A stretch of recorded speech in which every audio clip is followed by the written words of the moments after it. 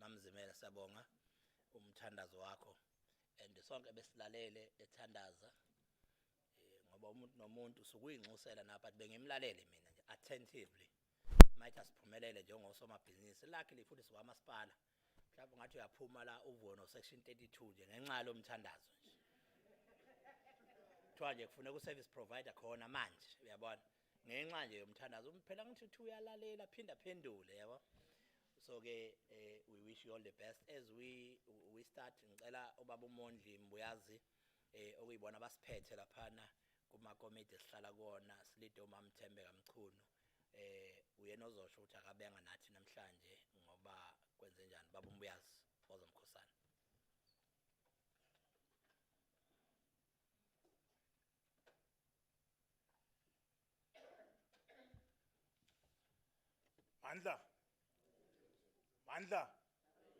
Mandla mangibone le banner sekuthi angisho kakhulu sanibonani niyaphila cha njengoba seshilo umphathi ohlelo akekho umuntu ohlupha njengomuzi emhlabeni uyahlupha nje kwangempela futhi kodwa ke kulungile cha angibingelele uDeputy Minister wethu uComrade Nomalungelo Gina sabona ngibingelele umeya wami we-district ophinda abe u-treasurer kwi-ANC eMusadlala region uphathe isikhwama esisindayo babumeya ulinde uphungula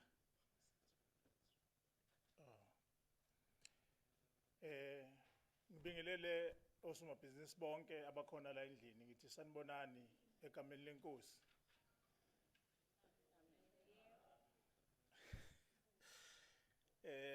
ngizama ukuyimixa nje lento ngoba ubeseshilo umphathi ohlelo ukuthi cha uzwile umthandazo cha nami nguzwile umthandazo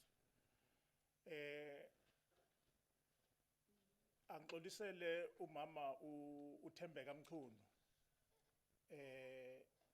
esisebenza naye kuleli komiti owusihlalo wekomiti ube nenkinga abanye mhlambe bayazi ukuthi uke waphazamiseka lapha onyaweni uhamba nje kabuhlungwana impela okufanele ngabe ukhona la elokuzaneni kulomcimbi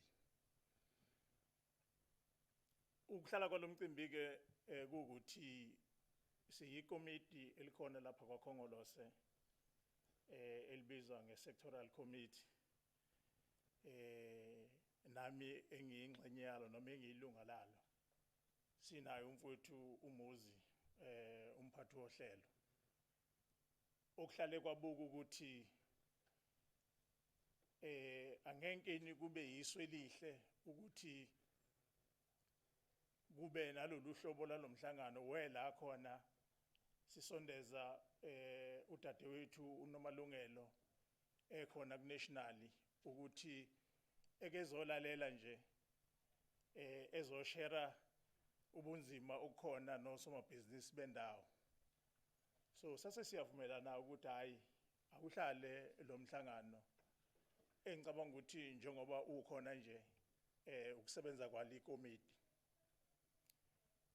ngiyafisa ke ukuveza nje eyami iview my personal view ukuthi akuwona umhlangano lo noma lokhu kuhlangana kungenxa yokuthi kunama election cha it's not about ama election so kunezinto okufanele zibukakale zisize osomabhizinisi futhi ngiyafisa sihlalo womhlangano ukuthi noma ngabe ama-election ayakhona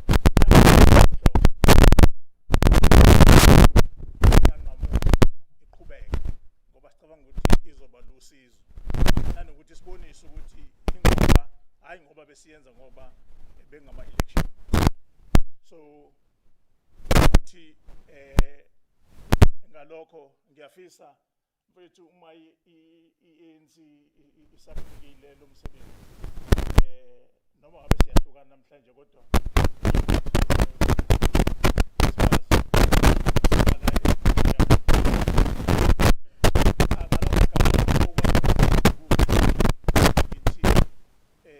bafowethu namukelekile kulomhlangano akuwona umhlangano kaMuzi akuwona umhlangano kodwa ungowethu sonke njoba sesila uma ngabe kufika isikhathi sama questions and clarity hayi uphakamise nje ukhululeke uzosho okungaphakathi kuwe mina ke ngiyangikholela ukuthi awukho umbuzo wrong buze nje ngendlela ofisa ukubuza ngayo ufuthi uthole la ozothola khona incazelo mphathi ohlelo ngiyabonga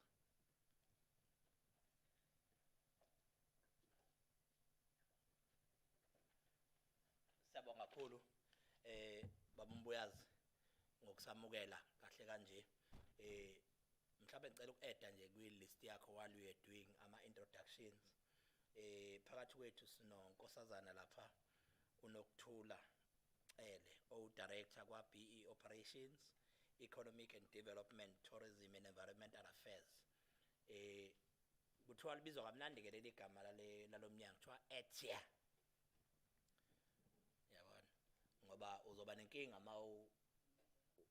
wafunda kulezi ikole egcina ngo-school ngcono wafunda ko Hilton College you know wafunda njengathi ko Michael House so uthi ETIA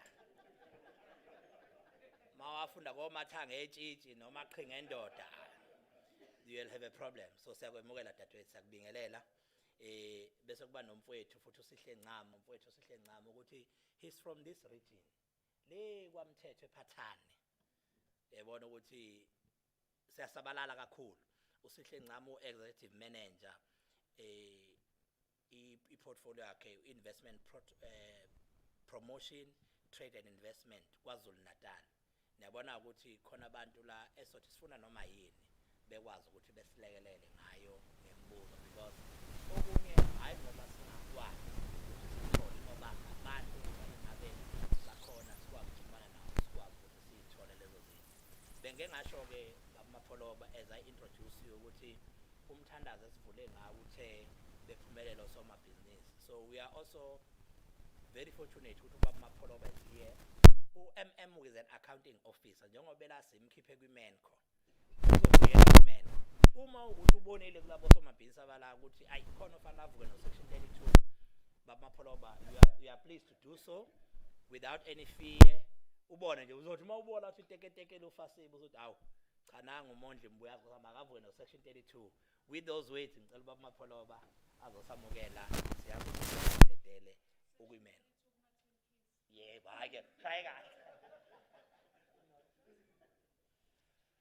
no thank you very much angibingelele kakhulu njengosihlalo ANC babefuthi bathi sihlalo wosuku ukuthi ungajwayeli uzojwayela isihlalo kanti abakukhethanga ngibingelele kakhulu kumeya wami wedistrict ubaba uphungula uyagijima kuba kuphungula kulezi insuku naye ngishole nje ukuthi ayideliver kakhulu lezi insuku asengisakwazi nokubala ngendlela baphungula deliver ngayo sibingelele kakhulu to one of our own deputy minister an activist ke eyaziwayo sengisho ukuthi usisi Nomalungelo umungamazi kusho ukuthi uyafika emzabalazweni ngicabanga ukuthi asisibonge kakhulu deputy minister we feel very much honored to have you here today sibingelele kakhulu kubo kosomabhizinisi bakithi esisoloko sinabo kulezi inhlelo besike sanabo nasempilweni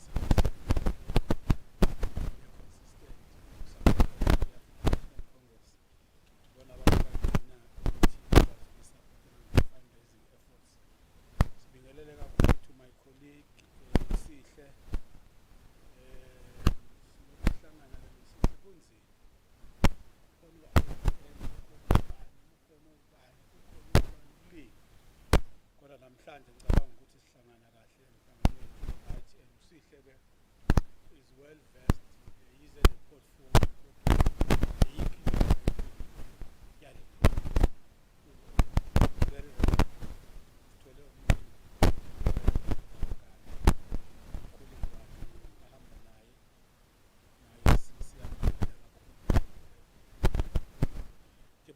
after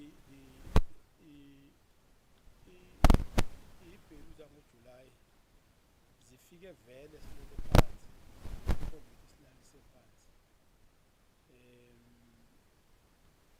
Safika sabe sesicinezela sahlala phansi. Kodwa-ke wathi we are very thankful ukuthi uPremier wethu we-office uye walida uhlelo olu-powerful le-economic recovery within the province of KwaZulu-Natal, esebenzisana no-MEC ubaba uRavikhilei. Bahamba bayohlangana nosomanxusa leGoli benika umyalezo wethemba ukuthi no, that was an isolated incident. I-province is still open for investment. And I think that message has been well received by quite a number of business people. We are very much honored when you are here, Deputy Minister, because DTIC, it's one of the very strategic departments are responsible for both internal and foreign direct investments to ensure that the conditions within the country are conducive for investment. And thina-ke in KwaZulu-Natal, mhlawumbe singakhompyutha ne-Gauteng, mhlawumbe ne-Western Cape, in terms of ensuring ukuthi we remove hindrances that may cause osomabhizinisi ukuthi banga-investi in our province of KwaZulu-Natal. And I think that will become clearer as osihle bengena, kuma-discussions going forward. We have been working with your institutions, njengo-SIDA. We have been working with ABO-SIFA. We have been working with ATIA in terms of assisting businesses that were affected by COVID, that were affected by the mayhem that took place in July, for them to recover. Sisebenzana kahle kakhulu ne-SIDA. SIDA has been here, SIFA has been here. Sihlele empangeni with small businesses to explain to them the process you claim, my process you SASRIA, process you in all the doors that were open to say people who have been affected both by COVID and the July incident were receiving assistance. And I must say, business people received the message very well. For those businesses that were seriously affected, sikwazi ukuthi sibabonelele ngokubanikeza some form of holiday until they fully recover. Ngoba phela bazokhokha ngani when ibhizinisi lonke liphelile. I mean, to be practical, ayikho into abazoyikhokha within the municipality. But how we do it, we say business must come forward. Lize kithi lizosho ukuthi how it has been affected, si-assess, then sinikeze i-verdict. But also i-council has taken a resolution to say even in terms of approvals, wherever we 30 days, above 15 days, could utholakala ama-approvals, whether they are building plans or whatever, ekufanele sikwazi ukuthi sisebenzisane nakho. So i-council has taken that resolution ukuthi sikwazi ukuthi sisize lapho. But also one of the things we have done is to establish, working with ATIA, a stakeholders forum, where we are interacting with business, we are interacting and the industry as a whole, because the city of Mhlathuze is up for big things that are coming this year. And therefore it is upon us to create an environment as well as also my business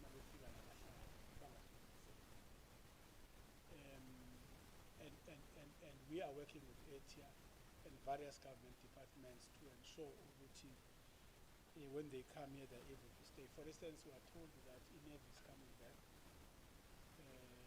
here. It used to be the naval base here. The naval island used to be there, but in my restructuring there. But we are told now that close to over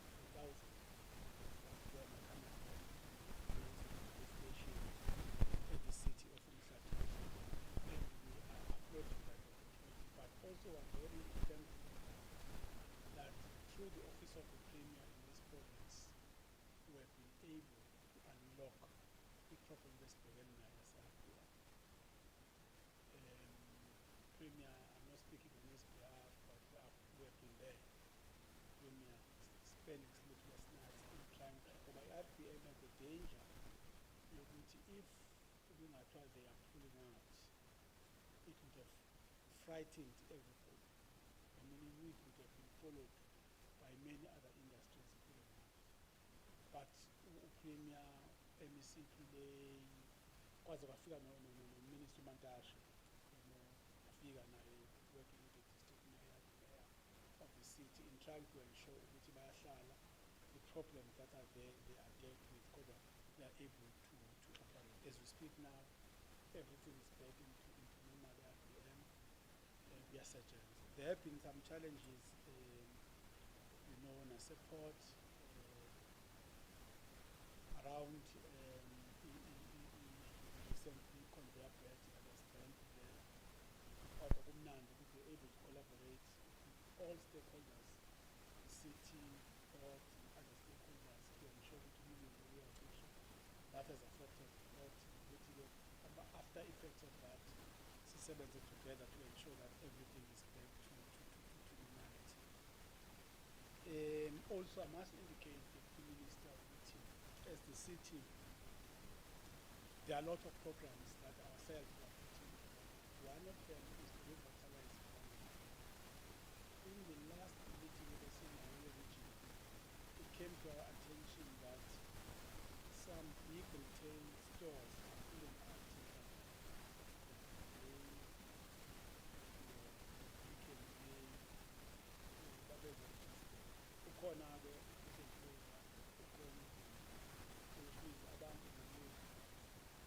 but we have agreed with our officials to say they must engage to find out what are the reasons, where can we assist.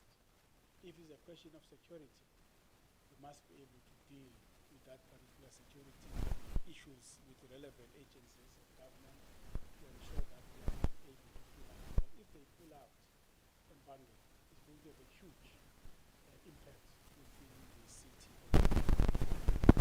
But we have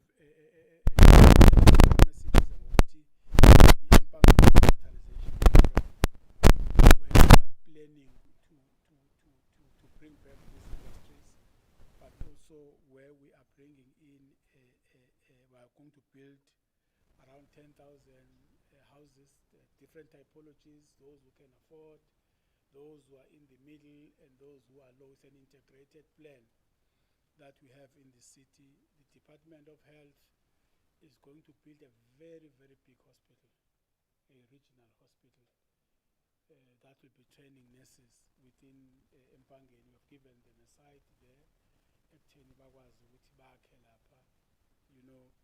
and there are also private hospitals that are coming up again, easy Econ Mpangeni, but a lot of interest from Abonet Care and others, they've shown around Mpangeni area. We're also looking into our own land use scheme to ensure that it can be able to attract even abantu bakithi abamnyama. They can be able to buy properties, get into that particular space, nabo own assets. Because at the moment, the issue of ownership of assets is a very big problem for Africans and blacks in particular. So we are really very thankful, Deputy Minister, that you are here. And Nati, we are going to be fully, have deployed officials that are going to be here to respond to some of the questions that may arise from abantu be-business. Kodwa kuhle ngoba even I think RIBZ will be here, because now they are playing a very important role within the city. They are playing a very important role. We are working with them to unlock some of the land for development within the city. We are fast-tracking that particular process. Transnet ukhona uTami there on top. Also, we are trying to ensure that land parcels that are released both by the city and by Transnet land exchanges, so that we can pursue i-development. Ikhona ke ubaba umeya we-district naye okwaziyo ukusisiza. I must say through leadership yakhe i-DTM is one of the strongest in this region through leadership kababa umeya we-district. He's very passionate about the DTM. Ama-clusters ayahlala, ama-structures ayahlala, and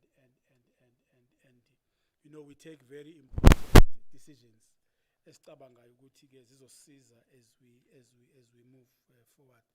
So I can safely say district mayor, since he took office, has energized, has brought that oomph, you know, into the structures of government. To address to all the challenges of development. I can also report that about 2 weeks ago, there's in a meeting, you know, Minister Mchunu, Water and Sanitation, where we're looking at the issues affecting water and sanitation. And one of the things Minister Mchunu raised was around the collaboration between the city and the district, you know, on water-related challenges. Where omunye nenkingo, omunye article, because both of us are water service authorities. You know, Minister emphasized that a lot, the collaboration between the city and the district. We are ready for the season, for the tourism season, Deputy Minister. We are cleaning the city. We are cleaning the city. Kwenzela ukuthi ama-tourist afike idolobha lelihle. We are ensuring that even nemigwaqo yethu is receiving massive attention, both urban and rural roads. The infrastructure is receiving attention to ensure ukuthi as we go into the festive season, asinayo inkinga, because last year we couldn't because of COVID-19 regulations. The city was closed, so abantu could not enjoy. So we are hoping this time around that with our vaccination program, with COVID-19 unless there's a spike, that kohlala kunje, you know, until we go past the festive season. So the mayor is not here. Mayor ukwenye program yabo mayor abizwe kuyona ye-ANC eThekwini, where they have been called. They are participating there, showcasing what we can do. Kodwa angisho nje ukuthi one of the recent surveys that have been released by one of the reputable companies has shown that Mhlathuze is among the 10 best run municipalities in the country, not only in the province, but in the country. And I think, Deputy Minister, with your support of the district, of the province, we will continue to strive for more, you know, because I think the only way of thanking you as our organization is by doing better. You know, that's the only way of saying, oh, Mapolo Babati, thank you to the ANCs, by excelling where we've been given a responsibility to play a role. So you are welcome, Deputy Minister, here, and I think the interaction will be massive. I think our summer business will have an opportunity to raise whatever issues, and they will get the appropriate answers. Thank you very much.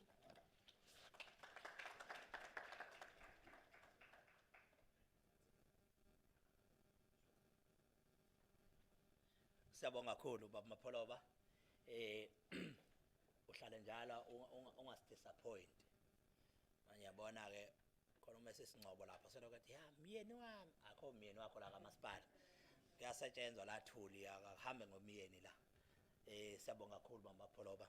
As you mentioned a lot of things, and including sikesazi ukuthi airport khona okwangahambanga kahle. Siyabonga ukuthi phakathi kwethu no president where ZCCI ubaba uThami Sithole simkhiphe naye kwi-meeting awasinamandla ikhona power encane yona simkhiphe nje kwi-meeting cela uze ngapha Thami na indawo yakho uzohlala no deputy minister, otherwise uzothi uyabuyela ePort sekuhlele iESCO ethi awusenayo iposition. Cela uze ngapha president, ngoba uze njengo president we-ZCCI uzohlala la phambili ngoba you are one of the speakers. Ba osomabhizinisi babekulindile ngalelanga sa-understanda ukuthi there was an issue, kodwa wakwazi ukuthi usihloniphe uthumele uVanessa. Siyabonga kakhulu. Job yabona siphethe no president uyamsukumisa nje upresident ozohlala la yabona asukume la right my brother sure siyabonga kakhulu as we said ukuthi we have got abafowethu udadewethu oqhamuka kwa-Etia can you come and say something just for a few minutes bengathi osombhizi babambe inkuzi ukuthi bekukhona izikhulu abayibonanga woza dadewethu say something just for a few minutes.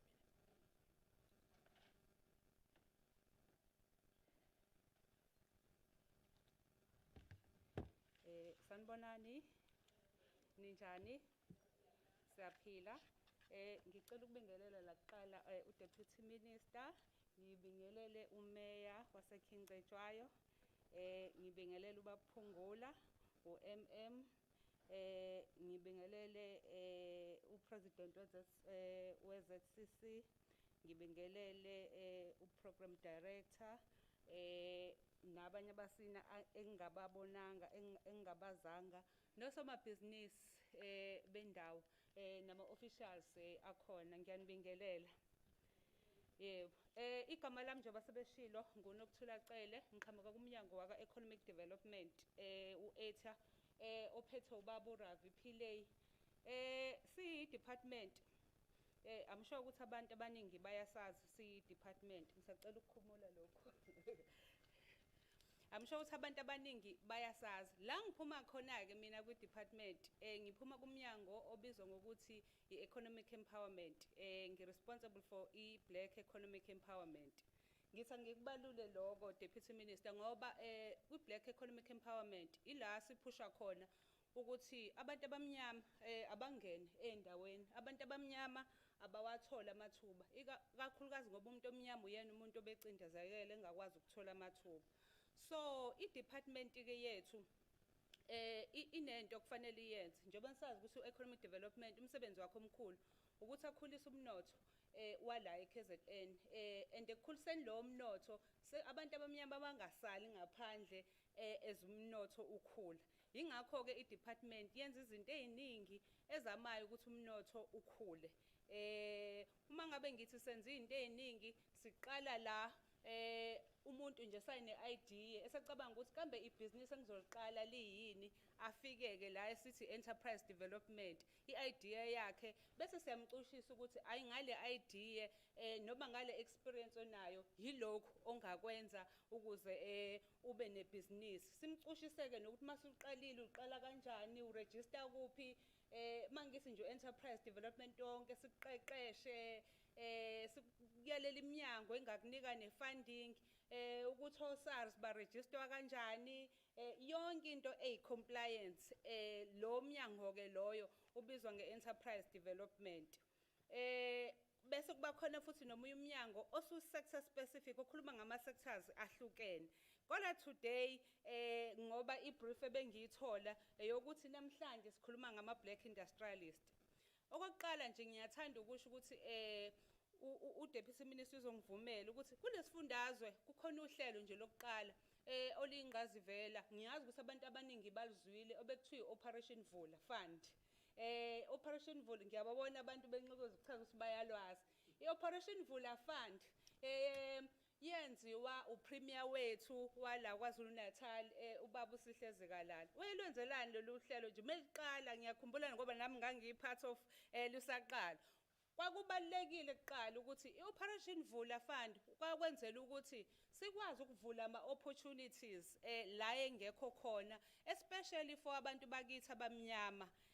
Siphinde uma sivula lawo ma-opportunities singabheki kude kodwa ke siqale kuyena uhulumeni ukuthi yena uhulumeni mapha ama-opportunities akhona la abantu abakithi abangakwazi ukuthola khona izinto la kufanele ukuthi avuleleke khona. But okwesithathu kuwukuthi ke lolu hlelo lungabi nje ukuthi li-openisha ama-market kodwa lube ne-funding ngoba siyazi ukuthi inkinga zabantu abaningi bakithi abamnyama ukuthi abakwazi uku-access i-funding uthi noma ibhizinisi likhona kodwa i-funding ingabi khona. So ingakho ke kukhona i-Operation Vula Fund. I-Operation Vula Fund ibihamba inama categories awu3. I-category yokuqala beku 200,000 lo 200,000 abantu bebewuthola ba-apply.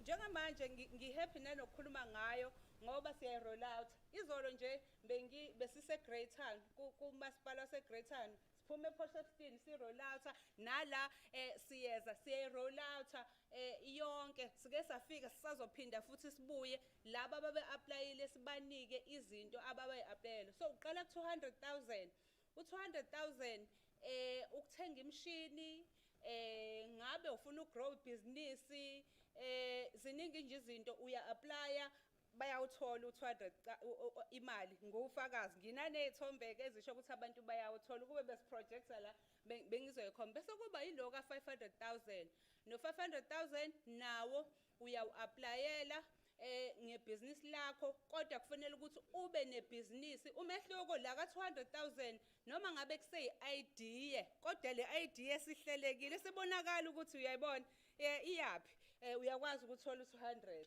bese kubilo ka 500,000 la isikhona usuyaqala usuyasebenza okungenani isikhathi esingangonyaka usuyabona ukuthi ufuna ugrow business ba-apply ngikhuluma nje abanye bebe-applyela ukuthi umuntu akunayo i-delivery van ayithole e-delivery van omunye athi ngifuna umshini deputy minister ukuthi ngifuna ukwenza ama-toilet paper awuthole lo mshini izinto nezinto bese kokugcina bekuba u2 million u2 million nawo bekufanele-ke kona kuthi uqina kube ukuthi usuqalile ebhizinisini kodwa futhi usunawo nama-financial statement usunayo ne-business plan ngoba phela u2 million uthe uqina kodwa abantu bayayithola amshona la eRichards Bay bakhona abantu baningi abayitholayo leyo mali imali-ke le advert besiyenza sayiqala lento asiyenzi manje ngiyathanda ukugcizelela program director ukuthi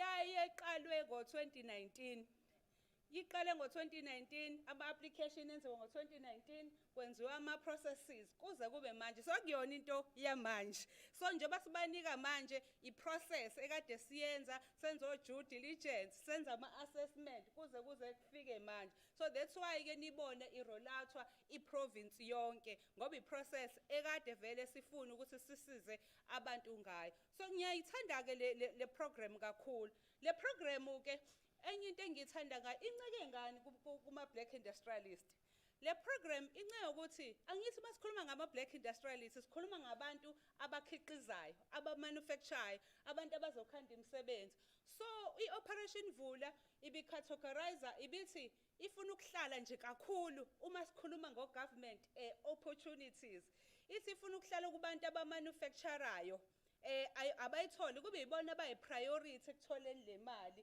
ngoba wena uyakhiqiza kusho ukuthi imisebenzi uzoyidala miningi so abanye abaningi abayitholile abenza o-clothing and textile uzokhumbula uDeputy Minister sasinaye le eMsinga clothing and textile la umunye udadewethu oyithungelayo nje waseMsinga wayiqalela ifactory wakwazi ukuthola lo 2 million so i-prioritize labo bantu ukuthi abantu abamnyama why futhi clothing and textile it's because clothing and textile siyabona ukuthi unabantu abaningi abangakhanda imisebenzi so uma uvula ifactory clothing and textile kusho ukuthi baningi abantu ozoba uqasha ngaphezulu kwaloko siyazi ukuthi usuhulumeni siyathenga kangakanani kwi-clothing and textile angithi sinabantu abafaka i-uniform sinabantu abako-RTI amaphoyisa so baningi labo bantu abenza lezo zinto zo-clothing sibe no-detergent la bantu bekhiqiza iy'nsipho baningi abantu abakhiqiza iy'nsipho la abakhiqiza imikhiqizo yobuso so uyabona ukuthi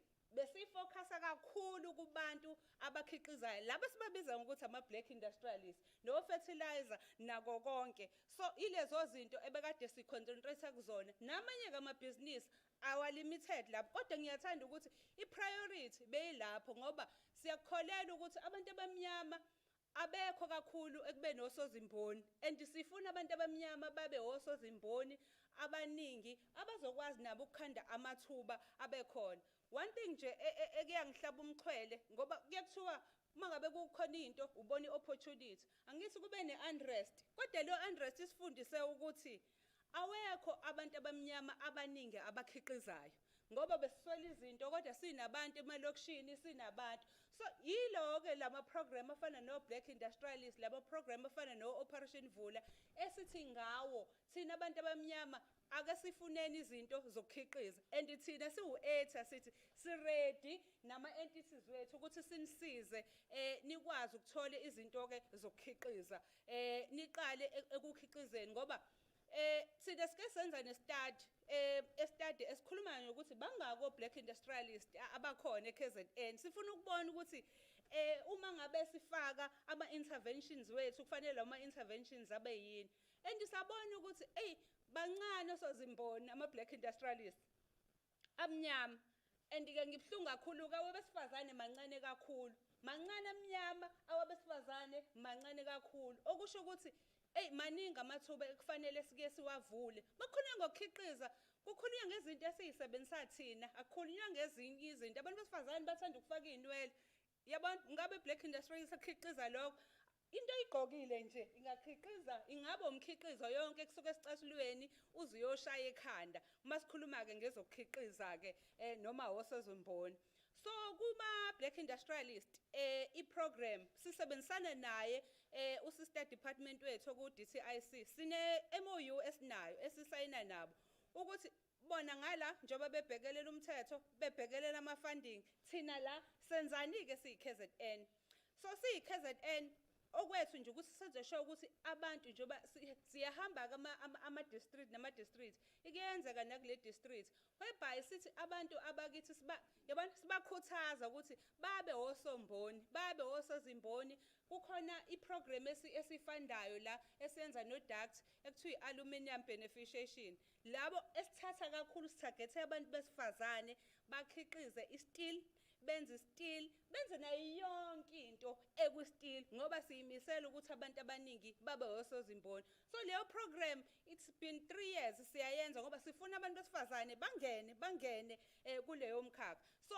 owethu umsebenzi okukhulu ukuthi sikhuthaze lento kokuthiwa i-enterprise development siphinde sibasize ukuthi uma ngabe sesithi qalani-ke niba osozimboni yini izinto enizozenza omunye umsebenzi wethu ukuthi sihambe siyonxenxa iy'tolo noma ama-companies amakhulu ama-companies anjengoSapi ukuthi Sapi iphepha lenu uma nilithenga ningasebenzisana kanjani nabantu abamnyama bethu sifuna ukubona ukuthi abantu abamnyama la kule sector yenu bangakanani bese siyayiphusha-ke sithi i-BEE yenu ayilungile uma isime kanje siphusha ama-companies anjengo-Hewlett ukuthi into yenu i-BEE ayimile kahle ngoba siyiphusha kahle nge-BEE bonke bayayifuna i-BEE ukuthi ama-scorecard abo anyuke ukuthi imaphi lawo mathuba akhona angakhanda amanye ama-Black Industrialist so siyayiphusha kakhulu leyo nto kuwukuphusha imakethe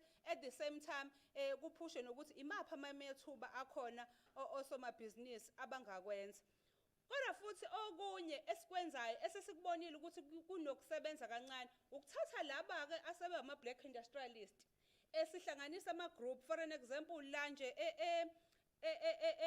e-Richards Bay sike seza nobaba engakashoni ubaba kwakhona ubaba umthembu tissues owenza ama-toilet paper samthatha lowo baba sizosiza osozimboni ukuthi mawuqala nje ufuna ibhizinisi le-toilet paper fanele wazi ukuthi i-toilet paper i-raw material itholakala kanjani yabo sikulethele u-Black Industrialist oselaphaya ukuze azothatha asize osomabhizinisi abafuna ukungena kuleyo sector akutshela ukuthi i-raw material itholakala kanjani kubalwa kanjani istaff osifunayo imishini ezongena uyabona ngoba senzela ukuthi abantu bethu sibacathulise and siyakubona ukuthi kuyakusebenzela ukucathulisa ngomuntu osevele osekhona lapho kuleyo mboni so izinto lezo esizenzayo kukhona-ke ikomiti esireporta kulona ngoba uPrima ngendlela eyifuna ngayo into ye-Black Industrialist sireporta ngayo njalo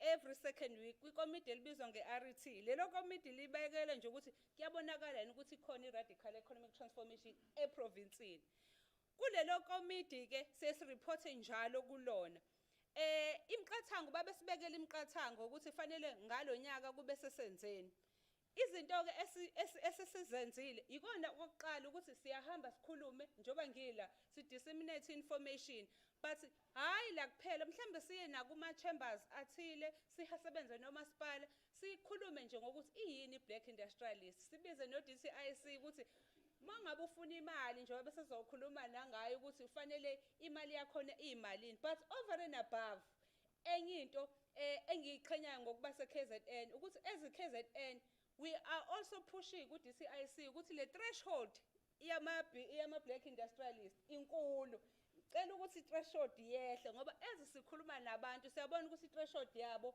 inkulu siyafisa ukuthi la eKZN siyiqale ngoba iKZN vele iyama trendset threshold yakhona ingabi inkulu kangako ngoba abantu bakithi abanayo imali and we are aware ukuthi aninayo imali enye yezinto i-etha ayibanga nje kuphela ukuthi abantu abangene ku-black industrialist ibeke ne-growth fund enye yama-entities wethu ukuthi i-growth fund abe yiyona-ke ezosiza i-co-funding ngoba uma u-aplayele kuye kuthiwa khona imali efunakalayo so u-growth fund uyakwazi-ke naye ukuhlanganisa enze u-co-funding kukhona no-KZN naye ongenelelayo asize nje in packaging yeyonke into uma ufuna ukuthola into ye-black industrial i-support yakhona so ama-programs ethu senza sure ukuthi akube khona i-benefit ye-black industrialist for an example njengamanje sibhizi no-Department of Health no-Department of Education u-Department of Health sithi Department of Health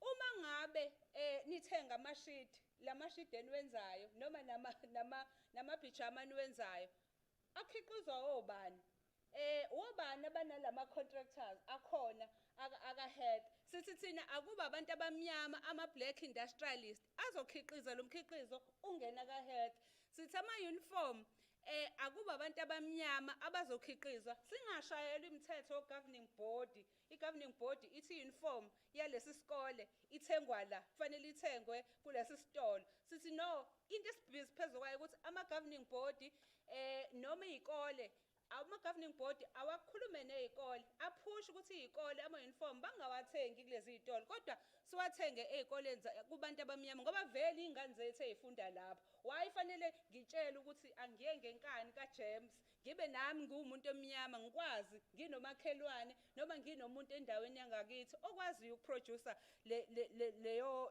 leyo uniform so ziningi-ke ezinye izinto esizenzayo ezikwazi ukusiza-ke abantu ezifuna ukusiza abantu abamnyama abama-black industrialists khona maduze sobe sinento ekuthiwa i-round table le round table sihamba sobe siyenza sihamba no-prim sibheka sizokhuluma ngoba sifuna ukubona nalaba sebayithola imali kuma-black industrialist ukuthi babeyithole imali bayithola bakuphi manje uma bayithola imali basebenza kanjani uma bayithola yini enye lesson abangayithatha bayinike abanye nokuthi sivuleleke ngoba abantu abazi ngalama funding ukuthi khona ne-funding ye-black industrialist sivuleleke sihamba ama-district sihamba ama-district-ke ukuze abantu bazi ngale funding le ekhona yama-black industrialist esiyenza nama-entities wethu oku-growth fund oku-TIKZN so ilezo zinto eziningi esizenzayo lastly njengamanje i-project nje esiphezu kwayo ngesikhathi senza i-database sabona ukuthi enye inkinga yabantu ukuthi bangayitholi i-black industrialist efund ukuthi abakwazi ukupackage ukupackager nje a-business plan ezoya kwa-DTIC bakwazi ukuthola so sithi-ke si-identifya thina amongst le list so thatha u-10 for 3 years sasa abantu abawu-10 labantu abawu-10 sizobaphakejela thina sithole umuntu ozobaphakejela sizobathatha labantu abawu-10 siba-check-ele thina imakethe ukuthi imaphi yabona bakule sector yiphi imakethe abangayithola siphinde si-check ukuthi sidonse no-growth fund ukuthi akabenzele i-co-funding laba bantu ukuze bakwazi ukuthola i-funding yaka-DTIC in terms of ama-black industrialists so yinto-ke leyo esiqalile manje esesiyenza siphakeje labo bantu usisi lo wasemsingo omunye womuntu because siyabona ukuthi i-threshold ayimvumeli njengamanje kodwa sithi sifuna ukumsiza simphakejele ngoba siyabona ukuthi umuntu employer about 200 people usefanele lo muntu ukuthola i-black industrialist funding omunye umuntu esimphakejelayo ngoba siyazi ukuthi enye inkinga yokuthi uyiphakeja kanjani i-application uyiphakeja kanjani i-application edingwa u-DTIC uthola ukuthi abantu abanalwazi ugcine usuyiluza into kanti ubungaba nayo imali yokusiza noma ubungakwazi ukuthola imali ukusiza ibhizinisi lakho likhulu ngiyazi ku-program director useyangisho nje okumbalwa usemile engithanda ukusho manje ukuthi njengoba bengikhuluma ngo-Operation Vula Fund awuvaliwe uvaliwe kwamanje sizophinda futhi simvule ngoJanuwari masimvula ngoJanuwari siya-advertise ephepheni siya-advertise komasipala siya-advertise kukhozi kuma-radio station o-1KZN kodwa ne-website yayo ithi www.operationvula www.operationvulafund.co.za noma ungaya kuyiphike nje i-office laka-ETA ngoba likhona nala Richards Bay ulukudamane ubuza ukuthi Operation Vula Fund ivulwa nini ngoba sizovula futhi ngoJanuwari okwamanje sisanika abantu abakade be-applyile ngiyabonga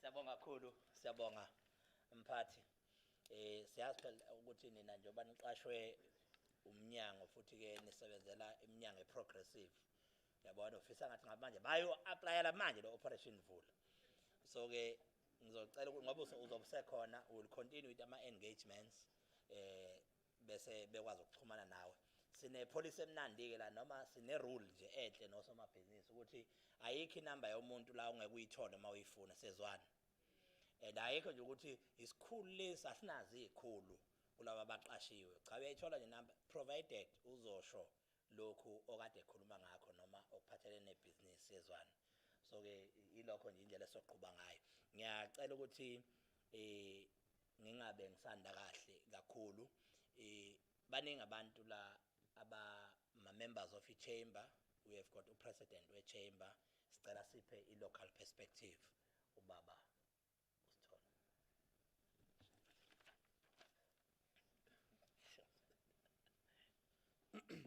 Sanibonani. Ninjani?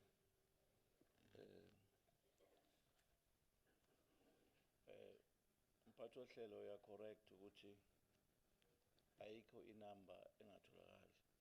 Ngihlale ngisho ke mina ngithi uma une cellphone number ekhokhelwa uhulumeni ungafunelwa ngisho umuntu omerobotini. Akubuze nganoma yini ephathelene nohulumeni. And as an official of government, you'll have to answer. So I think you are quite correct, Kulolota. I'm also apologizing, Gucci. Maybe for the rest of the day.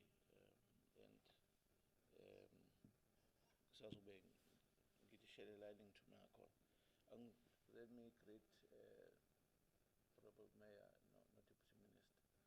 Ohloniphekile nani nonke la endlini ngizothi nqampu nje ngeke ngibe mude uMM usesukwahamba mphathi wohlelo unodaba ebengizolibeka nje ngizokhuluma as a chamber president ngizela as a chamber president not as umphathi weChwe lapha as a CPF ngendlela engi-understanda ngayo ukuthi i-CPF was supposed to benefit ama-SMMEs ngendlela ehlelwe ngayo. Now umbuzo enginawo ukuthi na did that happen now or noma kwenzekani? If ngenzekanga why? And what are we doing to correct it? Lolo daba bengizolifaka ngapha kuba mapholoba.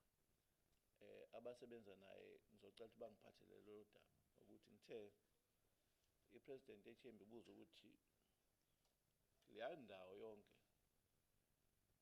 kwakuhlela ukuthi benefit osomabhizinisi abancane. Did it actually happen?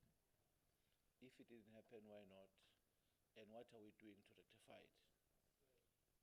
Oh yeah, no, ngibeke phansi ngixolise ngibe ngiphazame ngene ngapha kuGeorge. Ngibuza ukuthi mina voice ngithi mina lapha kwi-chamber as a CPF bengithi bangiphathisele udaba kumapholoba oluthi lapha as a TPF liyanda kwakufanele kube eyosomabhizinisi i-benefit osomabhizinisi kuyenzeka and if kungenzeki yini eyenzeka enza ukuthi kungabi njalo. Okwesithathu ke yini esenzayo njengamanje ukulungisa leyo ndaba ngoba okwenzeka lapha njengamanje mina njenge-president of i-chamber ngikuthanda kuningi nanokuthi sigedlezwa ngerent ongayazi ukuthi injani kahle ukuthi ifuna ukusiqeda siphele singabibi kanti i-chamber into ebaluleke kakhulu traditionally ibina ngoba ayikhulumeli amabhizinisi abantu abamhlophe i-chamber is for bonke osomabhizinisi kodwa njengamanje sibhekele ekutheni how do we improve or sithuthukisa kanjani osomabhizinisi abancane. Bengithi ngizosho i-perspective encane nje namhlanje kungixake futhi ukuthi le ndawo lo is an industrial town kodwa osomabhizinisi abancane akubonakala ngathi babenefit bakhona ababenefitha ngathi idlanzana ikhona lento ekhona la eChina kunabantu okuyibona abaphindele akuwona wonke umuntu olitholayo. As a chamber siyafisa ukuthi lokho kushintshe because it's through SMMEs that uhulumeni can respond to i-challenge yemisebenzi. Nge-second quarter yalonyaka i-unemployment was sitting at 34.4%. Inyukile from the previous quarter from 32.6%. Now kushukuthi about 8 million people don't have jobs. Umubheka lesi statistics sibhlungu kakhulu ngoba the last time we were at this level kwaku 2008. SMMEs in this sector is very important ukudila ne-issue yemisebenzi. Umubheka manje i-GDP inyukile ngo-1.2%. Estimated ekutheni izoba at 0.7% kodwa inyukile to 1.2%. 6 out of the 10 industries have shown positive growth. That is why at the moment you are seeing a positive view of GDP. Kodwa lokho asikuboni khambisana kahle kahle nokukhula kosomabhizinisi abancane and this should be our key focus. And ngiyajabula uma ngabe ukuthi u-ECHA naye is focusing on making sure ukuthi osomabhizinisi abancane we turn them not ukuthi badile nama-projects amancane but they become real industrialists because this is industrial town so abantu kufanele kubonakale kunjalo. Enye into esibone isihluphe kakhulu njengosomabhizinisi amancane ngiyayibona nje looting eze nokwayo. I-looting mina ingibuze ngibe nemibuzo ethizeni ethi le ndawo presented an opportunity to accelerate i-growth particularly ama-SMMEs. Ngesikhathi oNgqowankulu besha ngesikhathi se-looting it provided an opportunity for osomabhizinisi abancane ukuthi bakhule and occupy lama areas that were formerly occupied by amabhizinisi amakhulu. And as a chamber we are saying into kufanele yenzeke leyo and we are supporting any initiatives that both uhulumeni and business are doing to make sure ukuthi abantu they grow into that area. Ngangize ngiyibuze mphathi ohlelo ukuthi ubani wathi i-Sanlam Center kufanele kibe lapha kuze kubuye uJesu. isengaba somewhere eSanlam Center because mhlambe izokwakhiwa abanye osomabhizinisi abancane. That is why also as a chamber we are saying osomabhizinisi must focus on strategic partnerships, partnerish and joint ventures. We are saying also they must focus on training and development. Bakhulu into engiworried ngayo eyayingihluphe Deputy Minister and Mayor nanonke ukuthi le ndawo le has an enormous potential, particularly in the province. Between now and the next 5 years, clearly, I don't think there's any other town that is as fortunate as this one. But there's one problem, Uguti, when opportunities hit the ground, will small business and businesses in general be ready to consume those opportunities? And I think it's time that also Mapinsabangan really focus on preparing business so that you are sustainable and you are able to absorb the businesses. In there's a way that if you don't prepare yourself, by the time opportunity hit the ground, you won't be able to absorb them. So pinda futhi buliwe abantu bethi no amathuba atholwa abantu baseThekwini or somewhere else. Kanti while here in our own district, we have to focus on preparing business to absorb opportunities that are going to hit the ground. There are so many that sometimes I really get worried. Are we really doing enough to make sure? So I think with our stakeholders, partners, ATIA and others, we really need to partner and work in an integrated manner so that also my business bathole maximum benefit.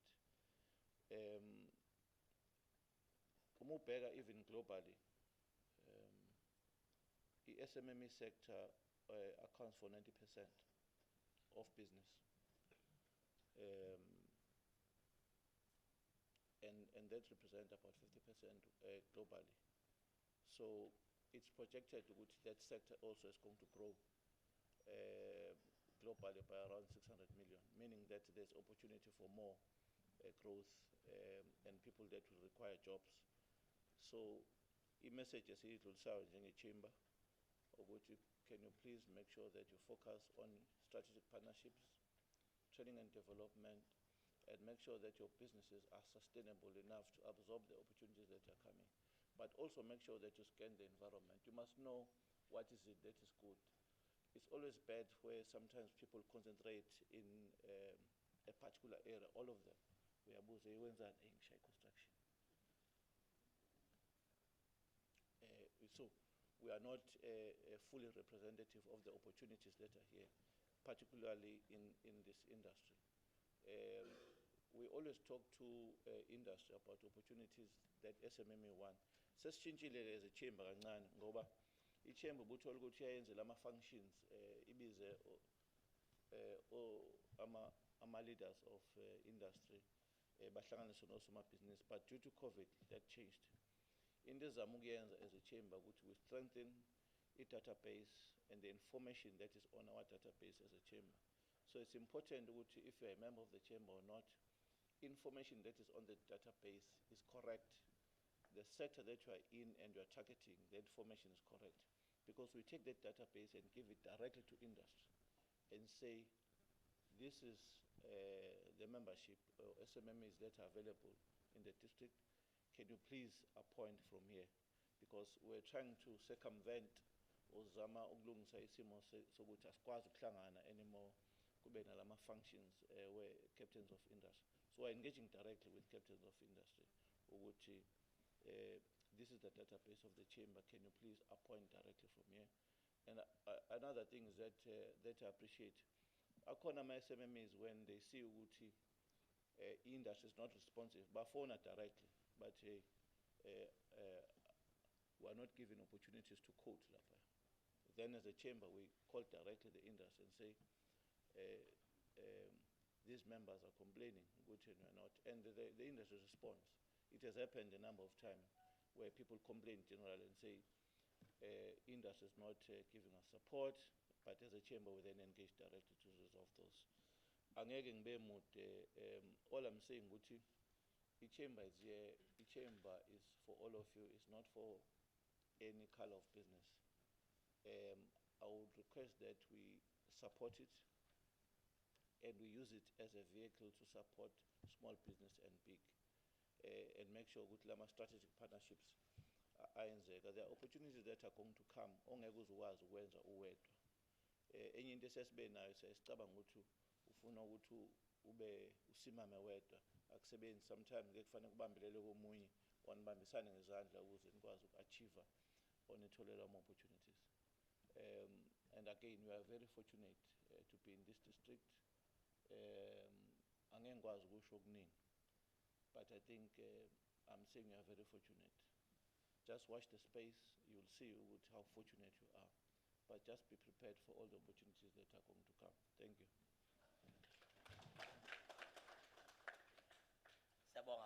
Sabonga Thami mfowethu. I think usinike kahle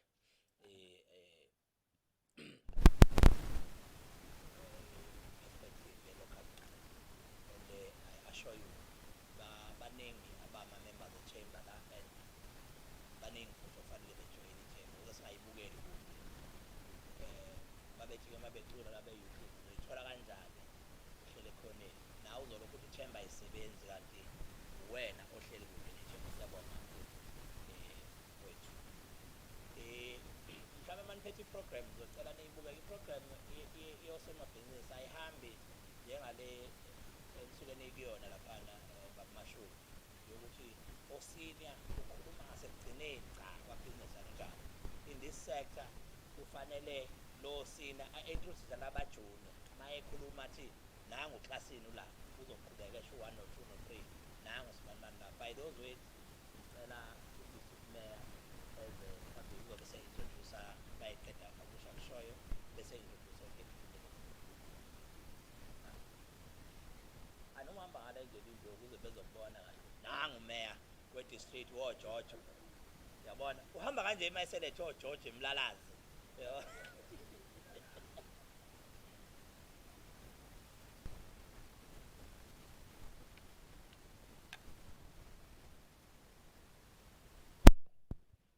Program Director Madlokovu, umuntu akabingelele abonge ithuba litholayo.